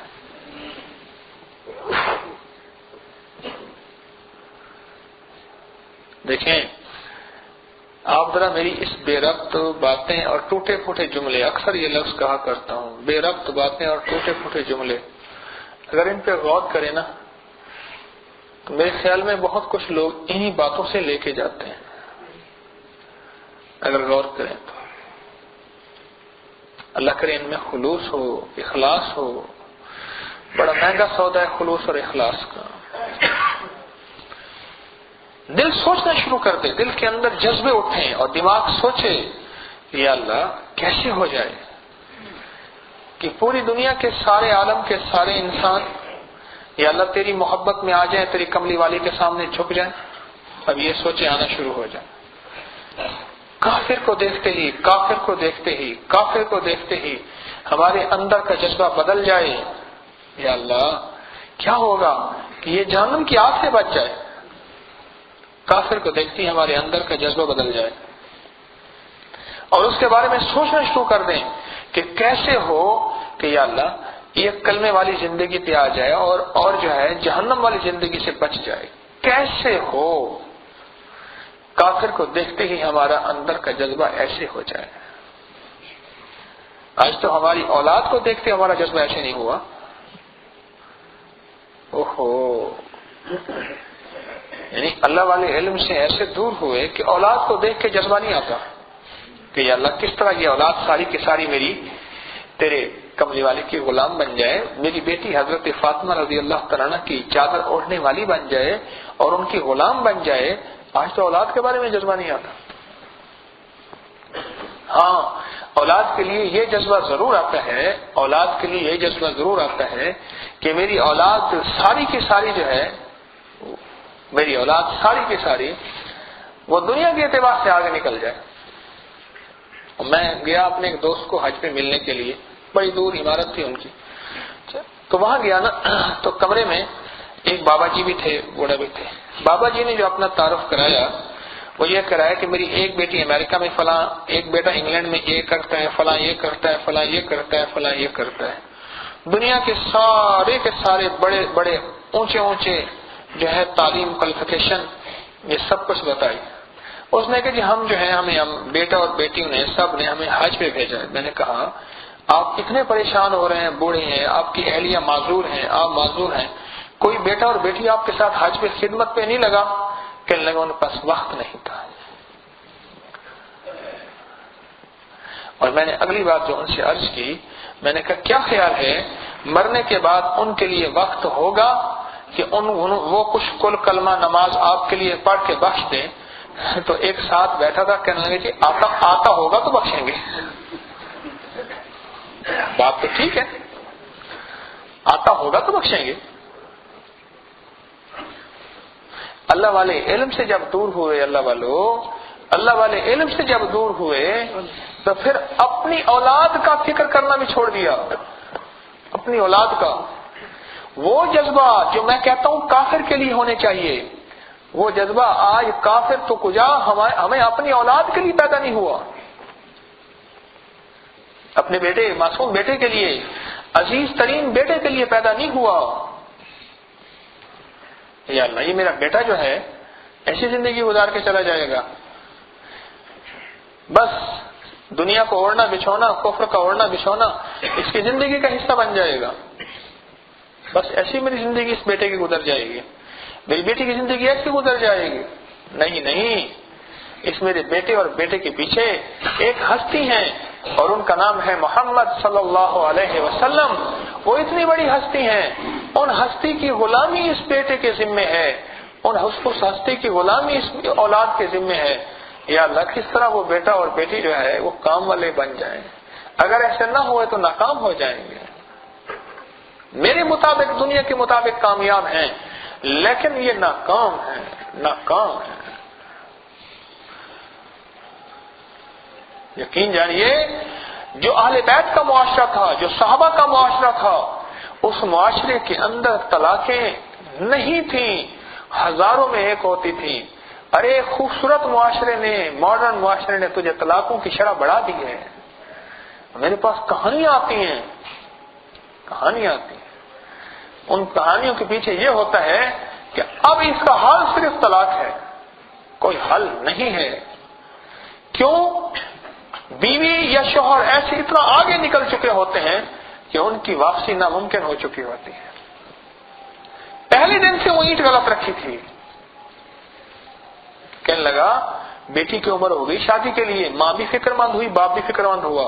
اس نے کہا بیٹی نے اپنی کوالیفیکیشن، اپنی تعلیم مکمل کر لی، ماں بھی فکر مند ہوئی، باپ بھی فکر مند ہوا، لیکن انہیں یہ پتہ نہیں ہے کہ بیٹی کو اخلاق کا زیور دیا، ایمان کا زیور دیا، طلائی زیور دیے، چاندی سونے کے زیور دیے، اللہ کی محبت کملی والے کے عشق کے زیور نہیں دیے۔ اس بیٹی نے جا کے گھر میں آگ لگا دی، اخلاق کا زیور نہیں دیا، ایمان کا زیور نہیں دیا، کملی والے کے عشق اور محبت کا زیور نہیں دیا، اسے صحابہ والی زندگی نہیں دی، اسے اہل بیت والی حب نہیں دی، اسے حضرت فاطمہ رضی اللہ تعالی عنہا والی جو ہے صبر نہیں دیا۔ کہ حضرت فاطمہ فرماتی تھی جھاڑو دیتے ہوئے اکثر جو ہے کپڑے میلے رہتے تھے، چک کرتے کرتے ہاتھوں میں جو نشان پڑ گئے تھے، اور مشکیزہ اٹھاتے اٹھاتے پانی بھرتے بھرتے جو ہے گردن پہ اور جسم پہ سارے نشان پڑے ہوئے تھے مشکیزے کے، اور اس کے باوجود ان کے اندر 1% کوئی کسی قسم کی شکایت نہیں تھی کہ ابا حضور آپ نے ایک ایسے بندے کے ساتھ میری شادی کر دی ہے جس کے گھر کے اندر فاقے ہیں، اور یہ جنت کے شہزادے حسن اور حسین رضوان اللہ علیہم اجمعین یہ بیچارے بھوکے ہیں، پیاسے ہیں، اور اتنے بھوکے پیاسے میرے آقا کملی والے نے ان کے منہ میں زبان مبارک دی اور انہوں نے اپنی زبان چوسی. اتنی بھوک اور پیاس. لیکن میرے آقا سرور کونین صلی اللہ علیہ وسلم کی محبت اور تربیت میں ان کو اخلاق کا زیور ملا تھا، صبر کا زیور ملا تھا، حلم کا زیور ملا تھا، برداشت کا زیور ملا تھا، درگزر کا زیور ملا تھا. اس اخلاق اور درگزر اور وہ زیور انہوں نے لیا تھا، وہ زیور بھی جہیز میں ساتھ دیا تھا. جہاں آقا کملی والے نے اپنی بیٹی کو کچھ چیزیں عطا فرمائی تھی وہ زیور پہلے دیا تھا. آج بیٹی کی عمر بڑی ہو گئی ہے، کیا بیٹی کو وہ زیور بھی ملا یا نہیں ملا؟ یہ بات ہے اصل سوچنے والی. یہ اس وقت ملے گا جب یہ دو برتن دماغ کے اور دل کے یہ اللہ کو دیں گے اور یہ اللہ کے لیے کچھ نہ کچھ اس میں حصہ ڈالیں گے. اور ایک بات کہہ دوں، اب یہ دل اور دماغ کے برتن اتنے بھر گئے ہیں دنیا کے لیے، اس میں بظاہر گنجائش نظر نہیں آ رہی، لیکن ہر چیز میں گنجائش ہوتی ہے. یہ سارا نظام لچک کا نظام ہے. دیوار میں گنجائش کیل کی نہیں ہوتی، لکڑی میں گنجائش کیل کی نہیں ہوتی، لیکن وہ گنجائش بنا لیتا ہے. آپ جو ہے ہم سارے کے سارے اللہ والی محبت کے لیے اپنے آپ کو اللہ والے ماحول میں، یہ جو آپ تشریف لاتے ہیں ہفتے کے بعد گھنٹہ 2 گھنٹے کی ڈوز ملتی ہے، مجھے بھی آپ کو بھی یہ کچھ سبق ملتا ہے. اس سبق سے ہی مجھے خود لوگ بتاتے ہیں کہ گھروں کے گھر اجڑے آباد ہو رہے ہیں اور جو ہے ویران زندگیاں جو ہے شاداب ہو رہی ہیں. کیا ہے اس کی وجہ؟ یہ ہے کہ وہ تھوڑا سا رخ مل جاتا ہے اللہ پاک کی محبت کا، کملی والے کی عشق کا، صحابہ اور اہل بیت کے رخ کا، ان کی محبت کا رخ مل جاتا ہے. اپنی بیٹے کو، اپنے بیٹے کو، اپنے آپ کو، اپنی نسلوں کو سارے علوم دیں. میں نے کبھی علوم سے شکایت نہیں کی، کبھی بھی شکایت نہیں کی، کبھی بھی شکایت نہیں کی.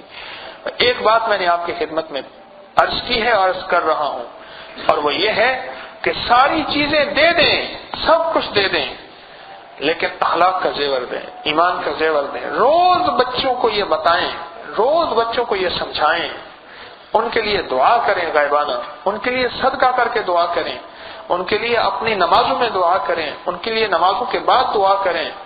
وظائف پڑھ کے جس طرح روٹی روزی کے لیے دعا کرتے ہیں، وظائف پڑھ کے جس طرح دکان کاروبار کی برکت کے لیے دعا کرتے ہیں، اس طرح میرے دوستو اپنی نسلوں کے لیے دعا کرنی پڑے گی، اپنے آپ کے لیے دعا کرنی پڑے گی.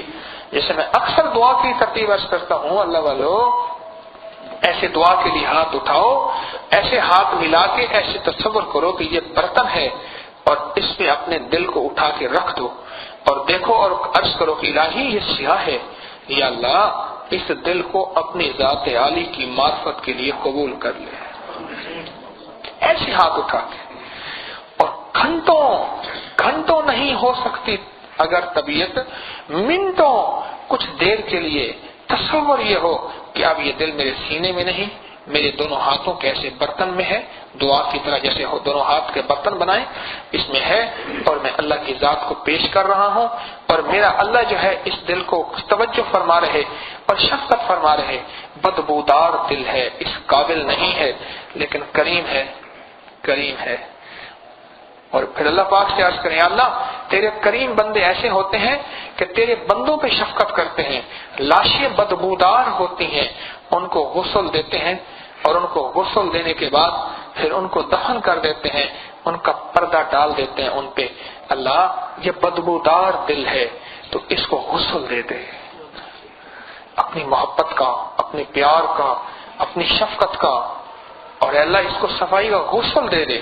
اور غسل دینے کے بعد یا اللہ اس دل کے اوپر اب اپنی رحمت کا پردہ ڈال دے، سدا تیری رحمت اس پہ برستی رہے، سدا تیری شفقت اس پہ برستی رہے، سدا تیری عطا اس پہ برستی رہے.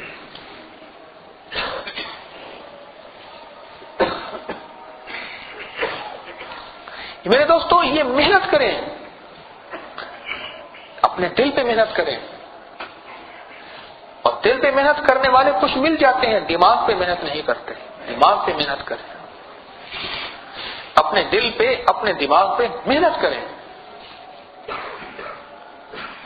اور ان سوچوں کو اپنی سوچیں بنائیں، ان سمجھوں کو اپنی سمجھیں بنائیں. اپنے دل پہ اپنے دماغ پہ محنت کریں. جب تک دل اور دماغ پہ محنت نہیں کریں گے، اللہ جل شانہ کا سچا تعلق اور اللہ پاک کی سچی محبت اور اپنی زندگی میں سچی برکت کو نہیں دیکھ سکیں گے.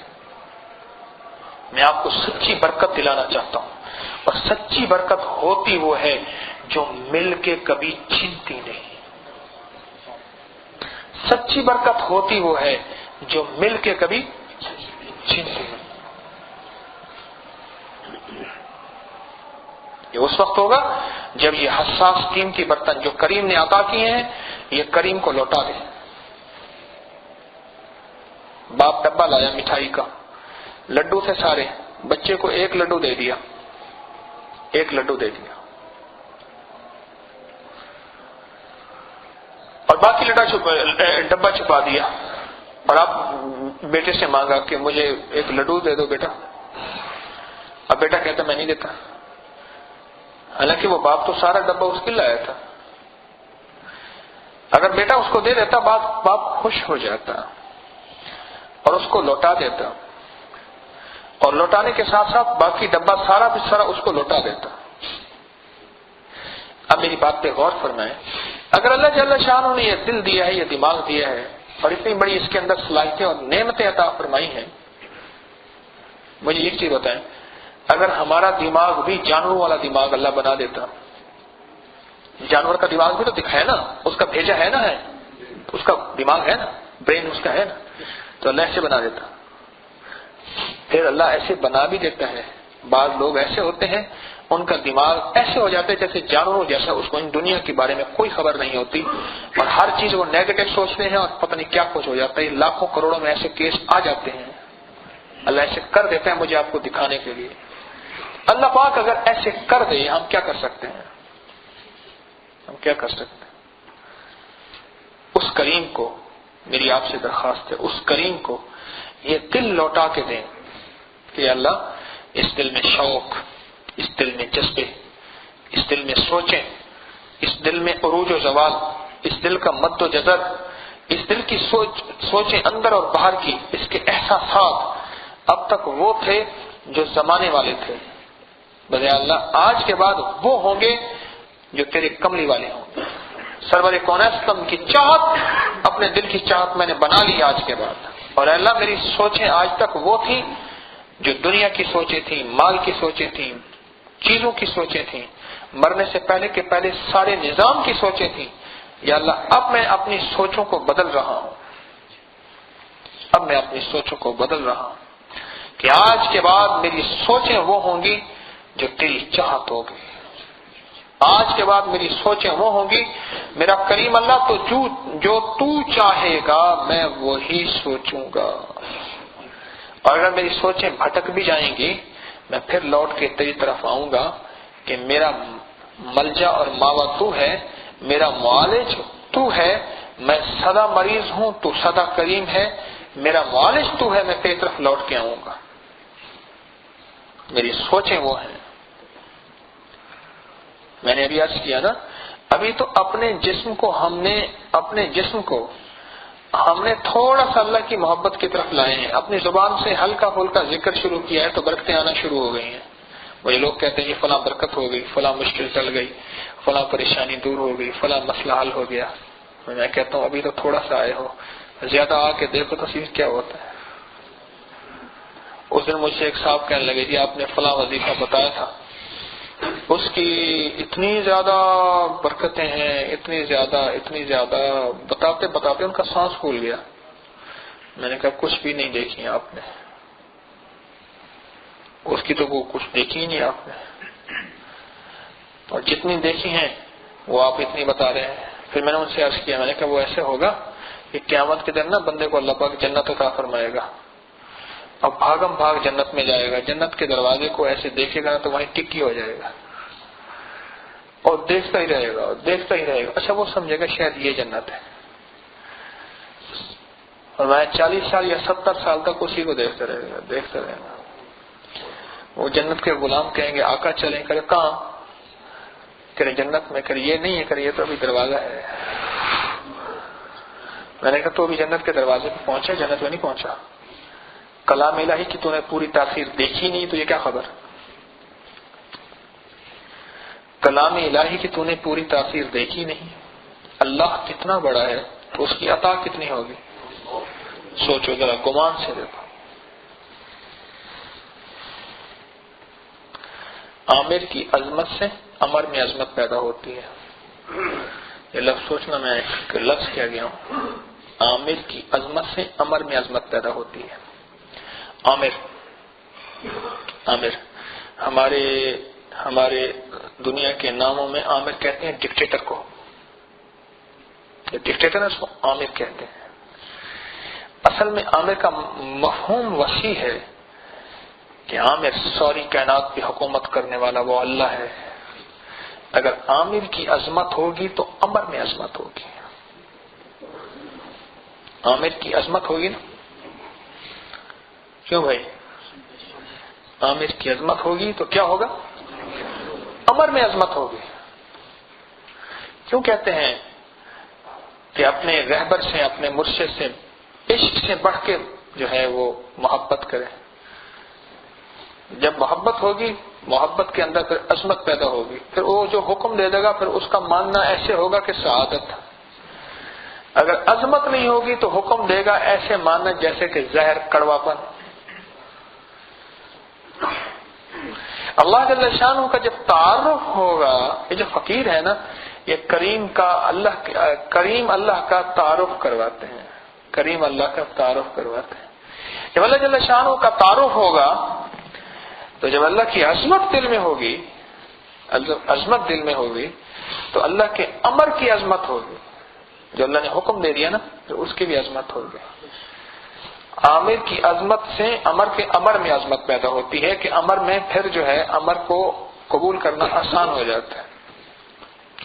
اصل میں اللہ کا تعارف نہیں ہے ہمارے پاس، اس لیے اللہ جل شانہ کے اوامر کے اندر عظمت نہیں ہے. اللہ کی عظمت تعارف سے پیدا ہوتی ہے. جیسے کہ کسی اللہ کے والے کے بارے میں اس نے کہ جی میں نے تو ان کی بڑی کرامات دیکھی ہیں، فلاں دیکھا. اچھا، اوہو، اس نے مجھے تو پتہ ہی نہیں تھا، میں تو ان کو ایسے عام سا بندہ سمجھتا رہا. میں اپنے حضرت رحمۃ اللہ علیہ کی خدمت میں گیا 1984 میں، ان سے بیعت ہوا. تو کسی اللہ والے کی ترغیب تھے، اللہ کی طرف سے رجوع تھا. میرا مقدر مقصوم وہاں لکھا ہوا تھا، رزق روحانی. جس طرح رزق جسمانی مقصوم ہوتا ہے، جو رزق جسمانی مقصوم ہوتا ہے، اس طرح رزق روحانی بھی مقصوم ہوتا ہے. رزق روحانی کیا ہوتا ہے؟ مقصوم ہوتا ہے. پھر اگلی بات بھی سنتے جاؤ، فکرہ مکمل تب ہوگا. یہ ضمناً آیا ہے. جس طرح رزق جسمانی قدردانی کے بعد اللہ اس کو بڑھا دیتے ہیں، اگر بے قدری جائے اللہ محروم کر دیتے ہیں. سونے والے بھی جاگ جائیں، بات سن لیں. جس طرح رزق جسمانی جو ہے اس کی قدردانی ہو تو اللہ پاک اس رزق کو بڑھا دیتے ہیں، اور اگر بے قدری کرے تو اللہ اس رزق سے محروم کر دیتے ہیں. اس طرح رزق روحانی بھی ایسی ہے، اگر انسان قدر کرے تو اللہ پاک رزق روحانی بڑھا دیتے ہیں، اور انسان اگر رزق روحانی جہاں سے مل رہا ہے، جو مل رہا ہے، اس کی بے قدری کرے تو اللہ اس رزق سے محروم کر دیتے ہیں.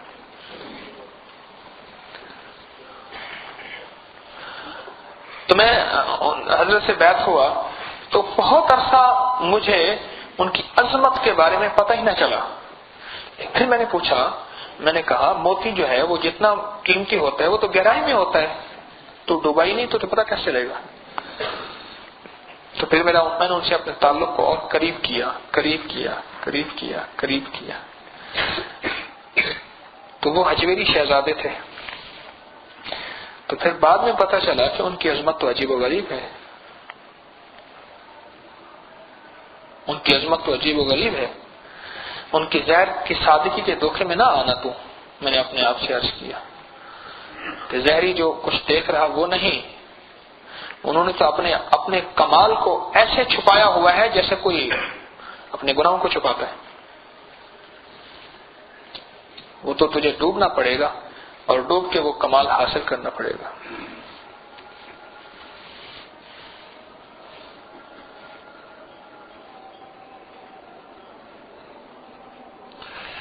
تو اس لیے میری آپ سے درخواست یہ ہے، بات میں پھر واپس لوٹتا ہوں آپ کی خدمت میں، کہ میں نے ان سے عرض کیا کہ میں نے کہا کہ ابھی تو نے اس ذکر کے تھوڑے سے فائدے دیکھے ہیں، تجھے پتہ نہیں اس کے کمالات کتنے ہیں. جیسے اس دن ہم بیٹھے ہوئے تھے ابھی پچھلی جمعرات کو، میں نے کچھ اندرون سے جانا تھا، تو 12 سال پہلے وہاں گیا تھا. آپ جیسے محبت کرنے والے ہیں، تعلق ہے ان سے روحانی، ان کا اصرار تھا کہ ہمارے پاس آئیں، اور وہاں پھر اب آپ کے ساتھ جانا ہوا. تو ٹرین لیٹ تھی، تو میں مغرب اپنے درس کے بعد بیٹھ گیا. پچھلے جمعرات کو بھی درس تھا، اب آپ کو علم نہیں تھا. تو بہت سے احباب نے مجھے بتایا، میں نے ایسے پوچھا، کبھی کبھی بیٹھ جاتا ہوں میں درس کے بعد، دعا کے بعد، تو بہت نفع ہوتا ہے. پوچھا، ہاں بھائی اپنے تجربے بتائیں. تو ایک صاحب نے بتایا، یہیں بیٹھے ہیں، ابھی بھی بیٹھے ہیں. تو کہنے لگے کہ اب آپ بہت سے بیٹھے تھے، سن رہے تھے کہ مجھے رزق میں بہت پریشانی تھی، مشکلات تھیں، بہت زیادہ معاشی مشکلات تھیں. 7-8 مہینے پہلے میں آپ کے پاس آیا تھا، آپ نے سورۃ کوثر کا عمل بتایا تھا. اب عالم یہ ہوتا ہے کہ 40-50 ہزار میرے پاس ہوتے ہیں، 40-50 ہزار ہوتے ہیں. ایک اور صاحب بیٹھے تھے، ابھی ان کی شادی قریب ہوئی. کہنے لگے ہم بارات میں بلائے، اتنے آدمی تھے، اتنے زیادہ آ گئے، پتہ نہیں 120-130 کتنے زیادہ آ گئے، بتا رہے تھے. ہم نے کھانے پہ سورۃ کوثر پڑھنا شروع کر دی. وہ کھانا سب کو پورا ہو گیا اور بچ گیا. اور پھر کہنے لگے کہ 2 کلو گوشت تھا، غالباً 2 کلو بتایا تھا، 2 کلو گوشت تھا اور 20 آدمی نے کھایا، 12 آدمیوں نے، اور کھانے والے بھی لاہوری ہوں. فی کس 2 کلو جن میں ہو، فی کس والے 17 آدمی. اس دن ایک صاحب مجھ سے کہنے لگے جی آپ کو اونٹ کا گوشت کھلاتا ہوں مکہ مکرمہ میں، کہ بسم اللہ کھائیں گے. اونٹ کا گوشت اور زیتون کے تیل میں پکا ہوا ہو، قربانی کا بھی گوشت. تو میں روٹی نہیں کھائی، صرف گوشت کھایا تھا. تو مجھے پھر وہیں بیٹھے بیٹھے یاد آ گیا، میں نے کہا آج تو طارق لاہوریوں والا کام کر رہا ہے. میں نے کہا یہ گوشت وہ ہے جس میں نہ کولیسٹرول ہے، نہ یوریا ہے، نہ یورک ایسڈ ہے. اونٹ کے گوشت میں کچھ ہوتا ہی نہیں ہے. تو 2 کلو گوشت ہو اور 17 آدمی ہوں کھانے والے، تو وہ اور لاہوری ہوں ماشاءاللہ، کہ لاہور کی سڑکوں میں کوئی بچتا ہی نہیں. تو کیونکہ نام ہے نا لاہور، نام ہی ایسا رکھ لیا پہلے دن سے، نام ہی ایسا رکھ لیا، کیا کریں. وہ کہتے ہیں بچ گیا اور صبح بھی کھایا، 2 کلو گوشت بچ گیا اور سب نے جی بھر کے کھایا. یہ سورۃ کوثر کی برکت ہے، ہم نے سورۃ کوثر پڑھنی شروع کر دی. ایک باورچی نے مجھے کہا، اس نے کہا جی آپ کو بارات جتنی زیادہ آ جائے آپ مجھے بتا دیجیے گا. وہ ابا جی رحمت اللہ علیہ کے ایک جو ہے دیہات کے بڑے ذمہ دار تھے، ان کے دوست تھے. تو ابا جی رحمت اللہ علیہ نے جو ہے وہ باورچی دیا انہیں، بڑا کاریگر ماہر باورچی تھا، شہر کا، ہمارے شہر میں رہتا تھا. تو اس نے دیا. میں نے اس سے پوچھا، میں نے کہا کیا کرو گے؟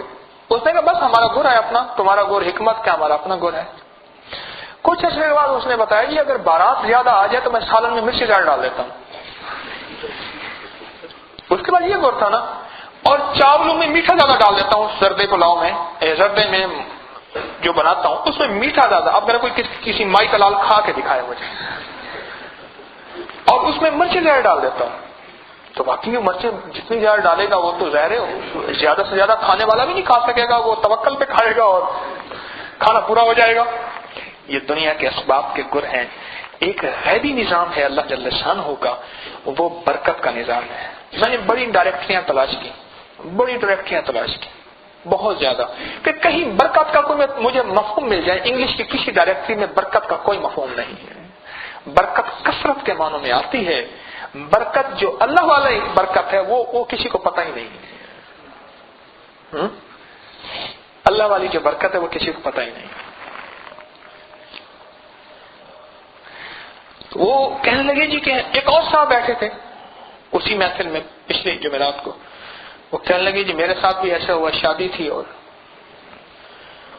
پھر میں انہوں نے ایک چیز بتائی، آپ کو ہی بتا دوں، میں نے کہا بھائی جو تنخواہ ہے نا، جو تنخواہ آئے یا جو روز کی آمدنی ہے دکان کی، زمین کی، مکان کی، جو بھی ہے، یا سالانہ آمدنی ہے، جو بھی ہے، اس کو سامنے رکھ کے نا 129 دفعہ سورۃ کوثر مع تسمیہ پڑھ لیا کریں، 129 دفعہ سورۃ کوثر بسم اللہ الرحمن الرحیم کے ساتھ اول آخر 3 دفعہ درود شریف اسی وقت بیٹھ کے پڑھ لیا کریں، اس پہ دم کر دیا کریں اور اس میں سے خرچ کریں، جب ڈالیں تو سورۃ کوثر 1 دفعہ پڑھ لیں، جب نکالیں سورۃ کوثر پڑھ لیں، 1 دفعہ پڑھنے میں ڈالنے میں میرے خیال میں نوٹ نکالتے بندہ 1 سورۃ کوثر پڑھ لیتا ہے، کوئی مسئلہ ہی نہیں ہے،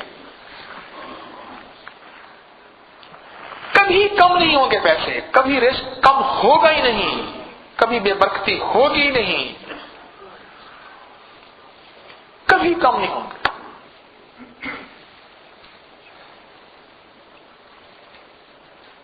کبھی کم ہوں گے ہی نہیں، پیسے، رزق، نعمتیں، وسعتیں، اللہ پاک جل شانہ کی عطائیں کبھی کم ہوں گے ہی نہیں، کر لو تجربہ۔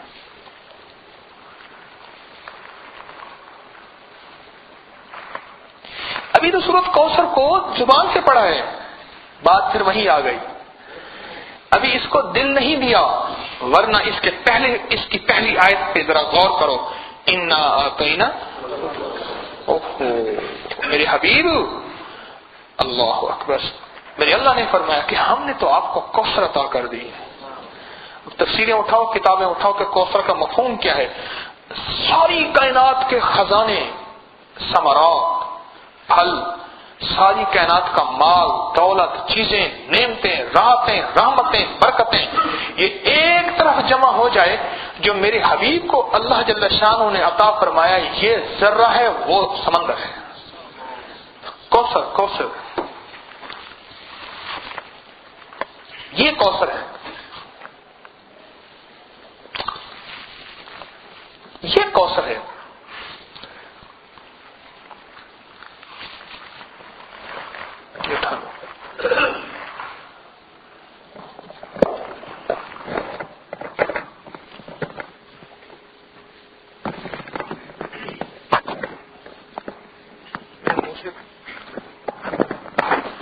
کچھ محسوس ہوتا ہے کہ تھوڑا سا منہ سے خون آیا، میں نے وضو نیا کروں گا۔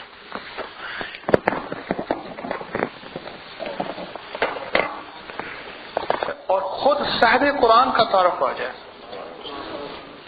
اللہ جل شانہ، یہ جو میں عرض کر رہا تھا نا کہ ایسے دعا کے لیے، یا اللہ اپنی ذات عالی کی معرفت عطا فرما، معرفت سے مراد اپنا تعارف عطا فرما، تو ہے کتنی عظیم ذات، میں نے تجھے پہچانا ہی نہیں۔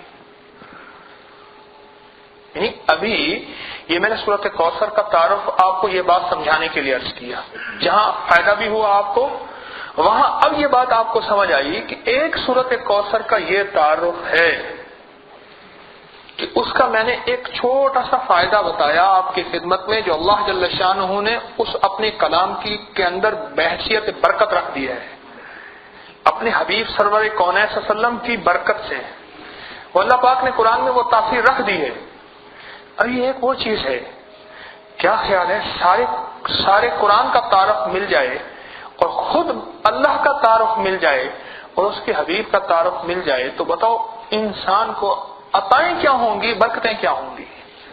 اور پھر میں نے یہ غلط تو نہیں عرض کیا کہ یہ دنیا، اللہ پاک دنیا میں جنت کے مزے عطا فرمائے گا، پھر میں نے غلط تو نہیں عرض کیا نا۔ اور اس سے بڑا ایک اور فائدہ بھی آپ کی خدمت میں عرض کرتا ہوں کہ آپ کپڑے کی ایک تھیلی بنا لیں، جیسے میری جیب میں بھی ہے کپڑے کی تھیلی، اور اس میں پیسے ڈالیں، اور پھر روزانہ اس کے اوپر 129 دفعہ سورۃ کوثر پڑھنا شروع کر دیں۔ یہ دیکھ، یہ میں آپ کو دکھا رہا ہوں، فال سے روزانہ 129 دفعہ اول آخر 3 دفعہ درود شریف، ہر دفعہ بسم اللہ الرحمن الرحیم ساتھ مع تسمیہ، 129 سورۃ کوثر پڑھنا شروع کر دیں، پھر دیکھیں کیا ملتا ہے، رزق کتنا ملتا ہے۔ کہاں سے ملتا ہے اور اس میں برکت کہاں سے آتی ہے، اس میں تاثیر کیسے ملتی ہے؟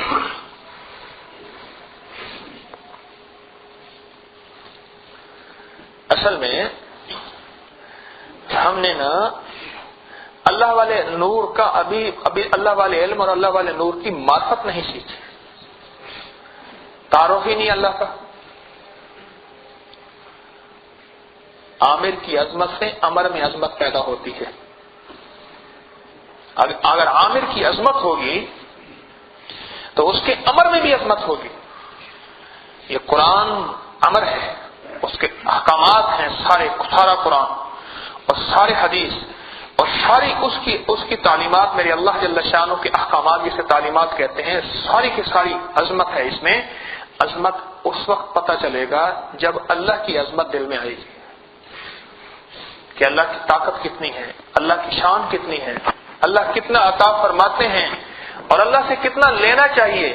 یہ اس وقت آئے گی جب اللہ کا تعارف ہوگا، اور اللہ کا تعارف ہوگا ایسی مجالس میں بیٹھ کے جس میں آپ آئے بیٹھے، اللہ جل شانہ کا اور اس کے حبیب سرور کونین صلی اللہ علیہ وسلم کا تعارف جو ہوگا ایسی مجالس میں آ کے آئے گا۔ آج آئے ہیں آپ تو کچھ نہ کچھ تعارف تو ہوا ہوگا نا، اور اس بات کا بھی پتہ چلا ہوگا کہ ابھی ہم نے سورۃ الکوثر قرآن کو زبان سے پڑھا ہے، اس کی یہ تاثیر شروع ہو گئی۔ اگر اس کو دل میں جگہ دے دے قرآن کو اور صاحب قرآن کو، رسول اللہ صلی اللہ علیہ وسلم کو اور خود اللہ کو اگر دل میں جگہ دے دیں تو بتاؤ اس کی کیا تاثیر ہوگی، اس کی کیا تاثیر ہوگی۔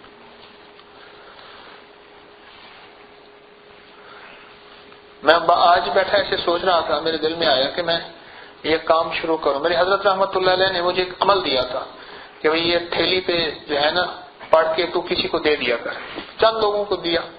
تو میں نے کہا بھئی میں ایسے کپڑے کی تھیلیاں کسی کو کہوں وہ سی دے اور جتنی کی آئے اتنے کی ہم بیچ دیں، اور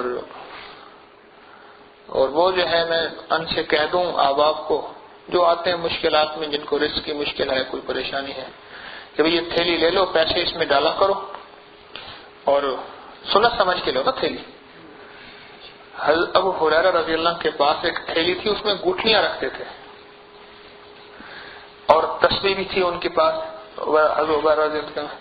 اور صحابہ کرام، اہل بیت، اولیاء کرام کی زندگیوں میں یہ بات ملتی ہے کہ ان کے پاس ایسی تھیلی ہوتی تھی اور اس میں وہ درہم اور دینار رکھتے تھے، رقم رکھتے تھے۔ تو ایسی دل میں آئی، میں نے کہا بھئی تھیلی ایسی سلوا لیں بہت ساری اور وہاں دفتر میں پڑی ہوں، اور جس کو ضرورت ہو اس کو میں اللہ کے کلام سے جو شیخ نے عطا فرمایا تھا دم کر دوں، اور بس یہ راز کروں کہ بھی اس میں اپنے پیسے رکھو اور 129 دفعہ صبح روزانہ جو ہے وہ 129 دفعہ، زیادہ تاثیر چاہیے تو صبح شام، ورنہ دن میں ایک دفعہ جو ہے وہ اس میں سورۃ کوثر پڑھ لیا کروں۔ میں کوشش کروں گا کہیں سے تھیلی سلوا لوں، انشاءاللہ اس سے آپ کو فائدہ ہوگا۔ اس کے لیے تو سارے انشاءاللہ زور زور سے کہہ رہے ہیں، لگتے ہیں سارے شیخ اکٹھے ہو گئے ہیں یا رائی اکٹھے ہو گئے ہیں۔ اس کے لیے تو سارے زور زور سے کہہ رہے ہیں انشاءاللہ۔ وہ کہتے ہیں ابھی اپنی جیب کی نکال کے ہمیں دے دیتے، آپ کو کیوں دوں، میں نے گھاٹے کا سودا کرنا ہے۔ جس سے میری حضرت کے ہاتھ لگے ہوئے، آپ کو کیوں دوں میں۔ تو بھائی آج کے بعد یہ دو برتن جو ہے نا، دل والا برتن اور دماغ والا، یہ دو برتن اللہ کو دینے ہیں اور اس میں اللہ کو بسانا ہے۔ اندر سے اٹھنے والے جذبے، اندر سے اٹھنے والی سوچیں، اندر سے اٹھنے والی چاہتیں اور اندر سے اٹھنے والی خواہشیں اللہ کے تابع کر دیں تو سمجھ لیں یہ دو برتن اللہ کو دے دی۔ اگر اللہ اس کے حبیب سرور کونین صلی اللہ علیہ وسلم کے تابع کر دیں تو یہ دو برتن پھر اسی کے ہیں، اگر تابع نہیں کی تو کچھ کمی ہے، کچھ کمی ہے، کمی ہے، سچی بات ہے۔ تو پھر اگر وہ کہہ دیتے ہیں، جیسے میں نے پہلے واقعہ سنایا، وہ کہہ دیتے ہیں کہ تو خنزیر ہے، تو وہ کہنے لگے کہ بس وہ وہ بابا جی تھے ان پڑھ سے، حضرت رحمت اللہ علیہ کی خدمت میں آتے تھے، وہ اپنے شیخ کے بارے میں بتا رہے تھے. وہ کہنے لگے مجھے انہوں نے خنزیر، غصے میں آتے تھے تو کہتے تھے، تو مجھے کہنے لگے بعد میں سمجھ آئی وہ سچ کہتے تھے. وہ کسی کو اندھا کہتے تھے تو وہ سچ کہتے تھے. وہ کہنے لگے کسی کو پاگل کہتے تھے، بولے وہ سچ کہتے تھے، پاگل حرکتیں ایسی الٹی سیدھی کرتا ہے جس میں عقل کا ذرا ہی نہیں ہوتا، اور عقل مند وہ ہے جو اللہ اس کے حبیب کی مانے. وہ عقل مند ہے ہی، عقل مند ہے ہی. تو چونکہ مریض نہیں ہے نا، اس لیے اگر کوئی بات کسی کو یہ کہہ دی جائے تو اس کو غصہ آ جاتا ہے. مریض نہیں ہے نا. جیسے میں اگر کسی کو کہہ دوں کہ تجھے تو فلاں تکلیف ہے، یا ٹیسٹوں میں ثابت ہو جائے فلاں تکلیف ہے، تو وہ کہتے ہیں جی وہ ہو بڑی مشکل سے پتہ چلا اور فلاں ڈاکٹر نے بتایا. اب تک کوئی بیماری کہنا جی بوجھ بھی نہیں سکیا کوئی، اب تک کوئی پہچان ہی نہیں سکا میری بیماری، اس نے پہچانا میری بیماری کو. اگر کوئی روحانی بیماری کی نشاندہی کر دے تو پھر اللہ اکبر. پھر غصے میں نہیں آنا چاہیے، بلکہ یہ کہنا چاہیے کہ اوہو اگر یہ بیماری میری موت میں قبر میں میرے ساتھ گئی تو کیا بنے گا، موت میں اور قبر میں میرے ساتھ گئی تو میرا کیا بنے گا. اور یہ وہ سوچے گا جس کے اندر موت کا یقین ہوگا، اللہ کا دھیان ہوگا اور اللہ کی ذات عالی سے جڑنے کا تعلق اور تعارف ہوگا. یہ وہ سوچے گا.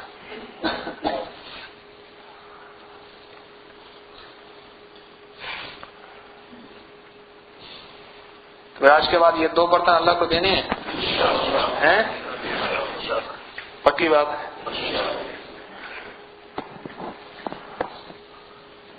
تھک گئے، نیچے فرش ٹھنڈا ہے، دریاں آپ کے لیے ڈبل بچھائی ہیں. اللہ پاک جزائے خیر دے. ہمارے میاں صاحب بیچارے صبح سے لگے ہوئے ہیں، ڈبل دریاں بچھائی ہیں اور آپ کے لیے ترپالے لگائی ہیں کہ ہوا جو ہے آپ کو ٹھنڈک کا احساس نہ ہو. اعمال کے نفعوں سے اپنے گھروں کو مزین کریں اور ہم اعمال کے حریص بن جائیں. مال کے حریص ہیں، اعمال کے حریص نہیں ہیں. دیگ سسٹم تو ہمارے پاس ہے نہیں، ابھی دیگیں پکیں گی پھر یہ ہوگا پھر وہ سسٹم تو ہے نہیں. مجھے ایک بندہ کہنے لگا، کہنے پیر تو تسی سکے پکے ہو بڑے مزہ بڑا آندا. نہیں سمجھے، میں ایک چھوٹے سے فکر میں بڑا لفظ کہہ گیا ہوں. کہنے پیر تو تسی سکے پکے ہو بڑا مزہ بڑا آندا. یعنی کھلاتے پلاتے کچھ ہے ہی نہیں اور زیادہ لکھ بھی نہیں کراتے اور زیادہ، لیکن مزہ بڑا آندا ہے. پتہ نہیں کیوں اللہ ہی ڈال دیتا ہے، اپنے نام کی برکت سے اللہ ہی ڈال دیتا ہے، اپنے نام کی برکت سے. تو اس لیے میرے دوستو اللہ پاک کے ذات عالی کی معرفت کو حاصل کریں، اللہ کے نام کا نور حاصل کریں، اللہ کے نام کی برکت حاصل کریں اور اللہ کے نام کے اندر اپنے آپ کو ڈوبنا سکھائیں. اپنے دل کو اللہ کی محبت کا عادی بنائیں، اپنی سوچوں کو اللہ کے تعارف اور تعلق کا عادی بنائیں. جب بنائیں گے پھر اپنی اولاد پہ بھی نظر جب جائے گی تو ترس آئے گا، پھر کافر پہ بھی نظر جائے گی تو ترس آئے گا. آج نہ کافر پہ ترس ہے نہ اولاد پہ ترس ہے.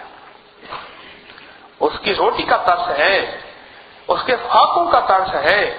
قیامت کے دن کی جہنم کی پکار کے 70,000 سال جہنمی پکارتا رہے گا، خود فرشتوں کو ترس نہیں آئے گا. جہنم کے فرشتے اللہ پہرے بنا دے گا، ان کو آواز ہی نہیں آئے گی. بعض کتابوں میں آتا ہے کہ اللہ جہنم کے فرشتے پہرے بنا دے گا، ان کو آواز ہی نہیں آئے گی اور بے ترس بنا دے گا، ان کو ترس ہی نہیں آئے گا. تو اولاد کا یہ غم اگر آ جائے اور پورے عالم کا غم آ جائے تو پھر اس کے دل کی دنیا سمجھ لو کچھ بدلی ہے. اس کے دل کے اندر کوئی غم آیا ہے، فکر آیا ہے. اگر نہیں آیا تو اس کا دل کوئی نہیں بدلا. زمین بدلی، زمان بدلے مکی بدلا مکہ بدلے، نہ تو بدلا نہ میں بدلا، تو پھر بدلا تو کیا بدلا؟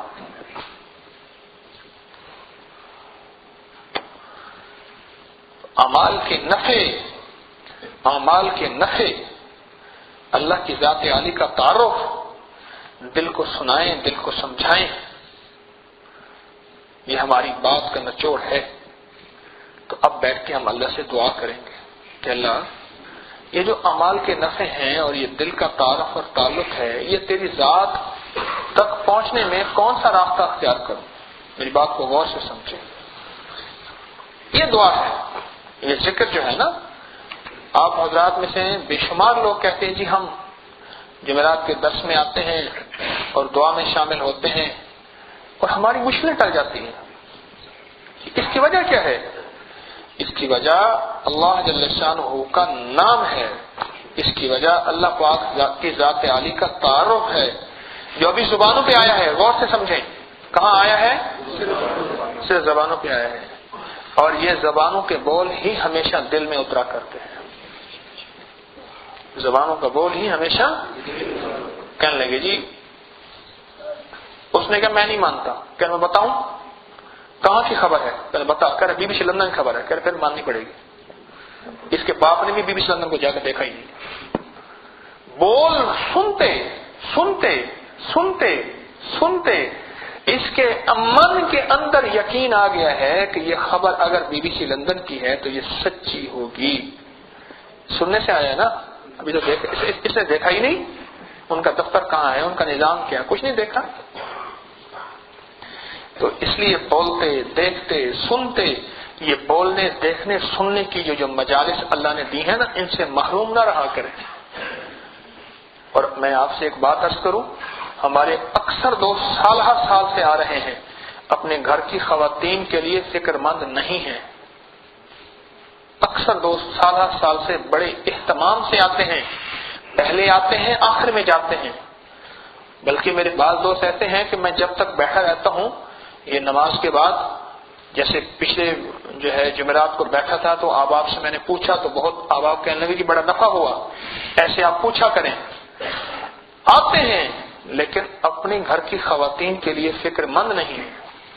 میں آپ سے درخواست کروں گا، آپ کا آنا مبارک ہے، لیکن وہ جو اللہ کی بندیاں ہیں، ان کا احساس، ان کا غم، ان کا فکر بھی میرے آپ کے ذمے ہے۔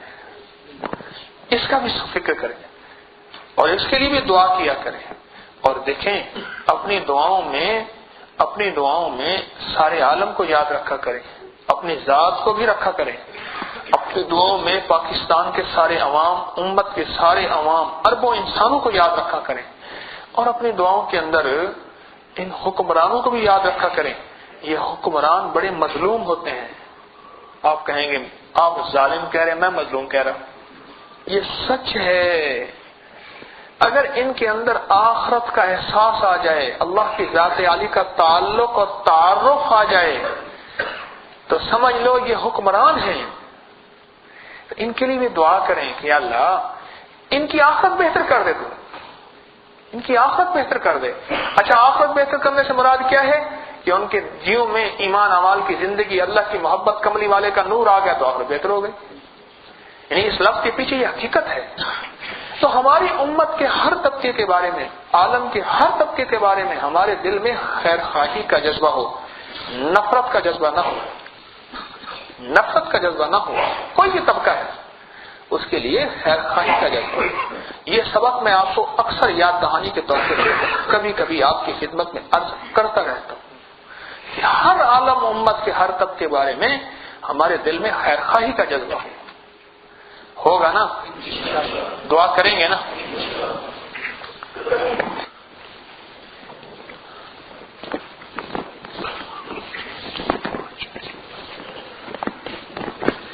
اللهم صل على محمد عبدك ورسولك وصل على المؤمنين والمسلمين والمسلمات اللهم صل على محمد عبدك ورسولك وصل على المؤمنين والمؤمنات والمسلمين والمسلمات. لا إله إلا الله الحليم الكريم. لا إله إلا الله الحليم الكريم.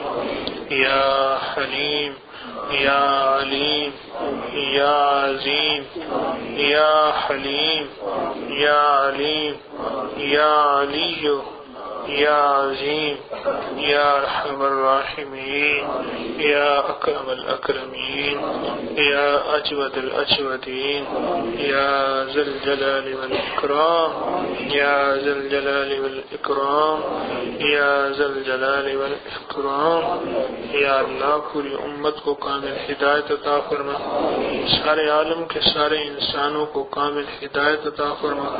یا اللہ پوری امت کی مغفرت فرما، سارے انسانوں کی مغفرت فرما. جتنے بھی افراد ہیں ان سب کو اپنی ذات عالی کا تعلق اور تعارف عطا فرما. اے اللہ اپنے اوامر کی عظمت عطا فرما، اپنی ذات عالی کی عظمت عطا فرما. اے اللہ اپنی خاص عظمت ہمارے دلوں کے اندر متعین فرما.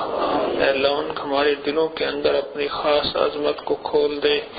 یا اللہ ہمارے دلوں کو اپنی شان اور اپنی معرفت کے لیے قبول فرما، ہمارے دلوں کو اپنے تعارف کے لیے قبول فرما. یا اللہ ہمارے دلوں کو اپنی محبت اور معرفت سے محروم نہ فرما.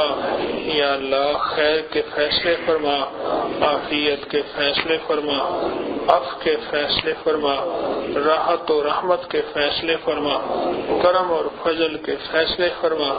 یا اللہ ہماری بگڑی بنا دے، ہمارے حال پہ رحم فرما دے. یا اللہ ہماری نمازوں کے اندر جان عطا فرما، ہماری دعاؤں کے اندر توجہ عطا فرما. اے اللہ ہماری مشکلیں حل فرما، ہماری پریشانیاں دور فرما، ہمارے غموں کو دور فرما. یا اللہ موت کو آسان فرما. اے اللہ قبر کو آسان فرما، قبر کو نورانی بنا دے. اے اللہ موت کو پرسرور بنا دے، کلمے والی موت عطا فرما، ایمان والی موت عطا فرما. اے اللہ کسی کے اگر حق دینے ہیں تو مرنے سے پہلے ان کی ادائیگی کی توفیق عطا فرما، مرنے سے پہلے ان کی ادائیگی کی توفیق عطا فرما. اے اللہ کسی کے حق سے بچا، اپنی ذات کے حق سے بچا، اپنے حبیب صلی اللہ تعالی علیہ وسلم کے حق سے بچا. یا اللہ ہمارے دلوں کے اندر سچی کملی والی کی محبت عطا فرما اور صحابہ اہل بیت کی سچی محبت عطا فرما. یا اللہ ہمیں صحابہ اہل بیت اولیاء کرام کا سچا غلام بنا دے، ان کی زندگی کی سچی اتباع عطا فرما دے. یا اللہ ان کی چاہتوں کو اپنی چاہتے بنانے والا بنا. یا اللہ ان کی ناپسندیدگی کو اپنی ناپسند بنانے والا بنا. یا اللہ ہمارے دل کی دنیا کھول دے، ہمارے من کی دنیا کھول دے، ہماری سوچوں کی دنیا کھول دے. یا اللہ ہمارے دل کو، ہمارے دماغ کو، ہماری سوچوں کو اپنی محبت کے لیے قبول فرما. اے اللہ ہماری سوچیں تیری محبوب بن جائیں. یا اللہ ہمارے دماغ کو وہ سوچا جو تو چاہے اور ہمارے دل کے جذبے وہ ہوں جو تو چاہے. ہماری خواہشیں تیری ذات کے تابع ہو جائیں، ہماری سمجھیں تیری ذات کے تابع ہو جائیں، ہماری چاہتیں تیری ذات کی تابع ہو جائیں، اور اے اللہ ہماری لذتیں تیری ذات کی تابع ہو جائیں. یا اللہ وہ لذتیں عطا فرما، وہ چاہتیں عطا فرما جس سے تو راضی، تیرا حبیب راضی.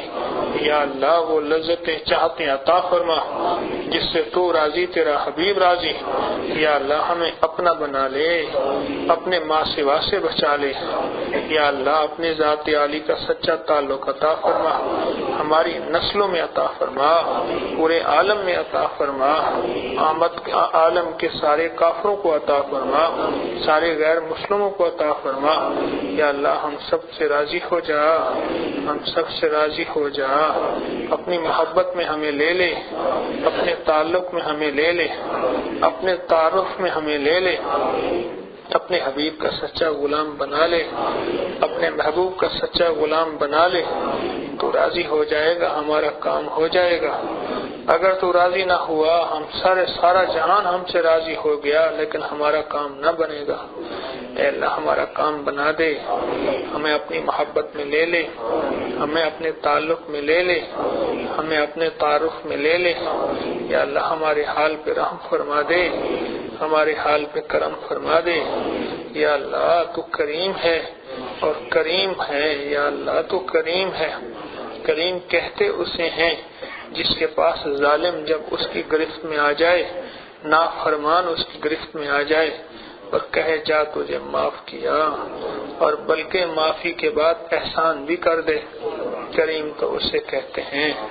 اے کریم اللہ، کریم اللہ ہمارے حال پہ رحم فرما، ہمارے حال پہ کرم فرما، ہمارے حال پہ فضل فرما، ہماری بگڑی بنا دے، پریشان زندگی میں راحت عطا فرما، پریشان زندگی میں راحت عطا فرما، پریشان زندگی میں راحت عطا فرما۔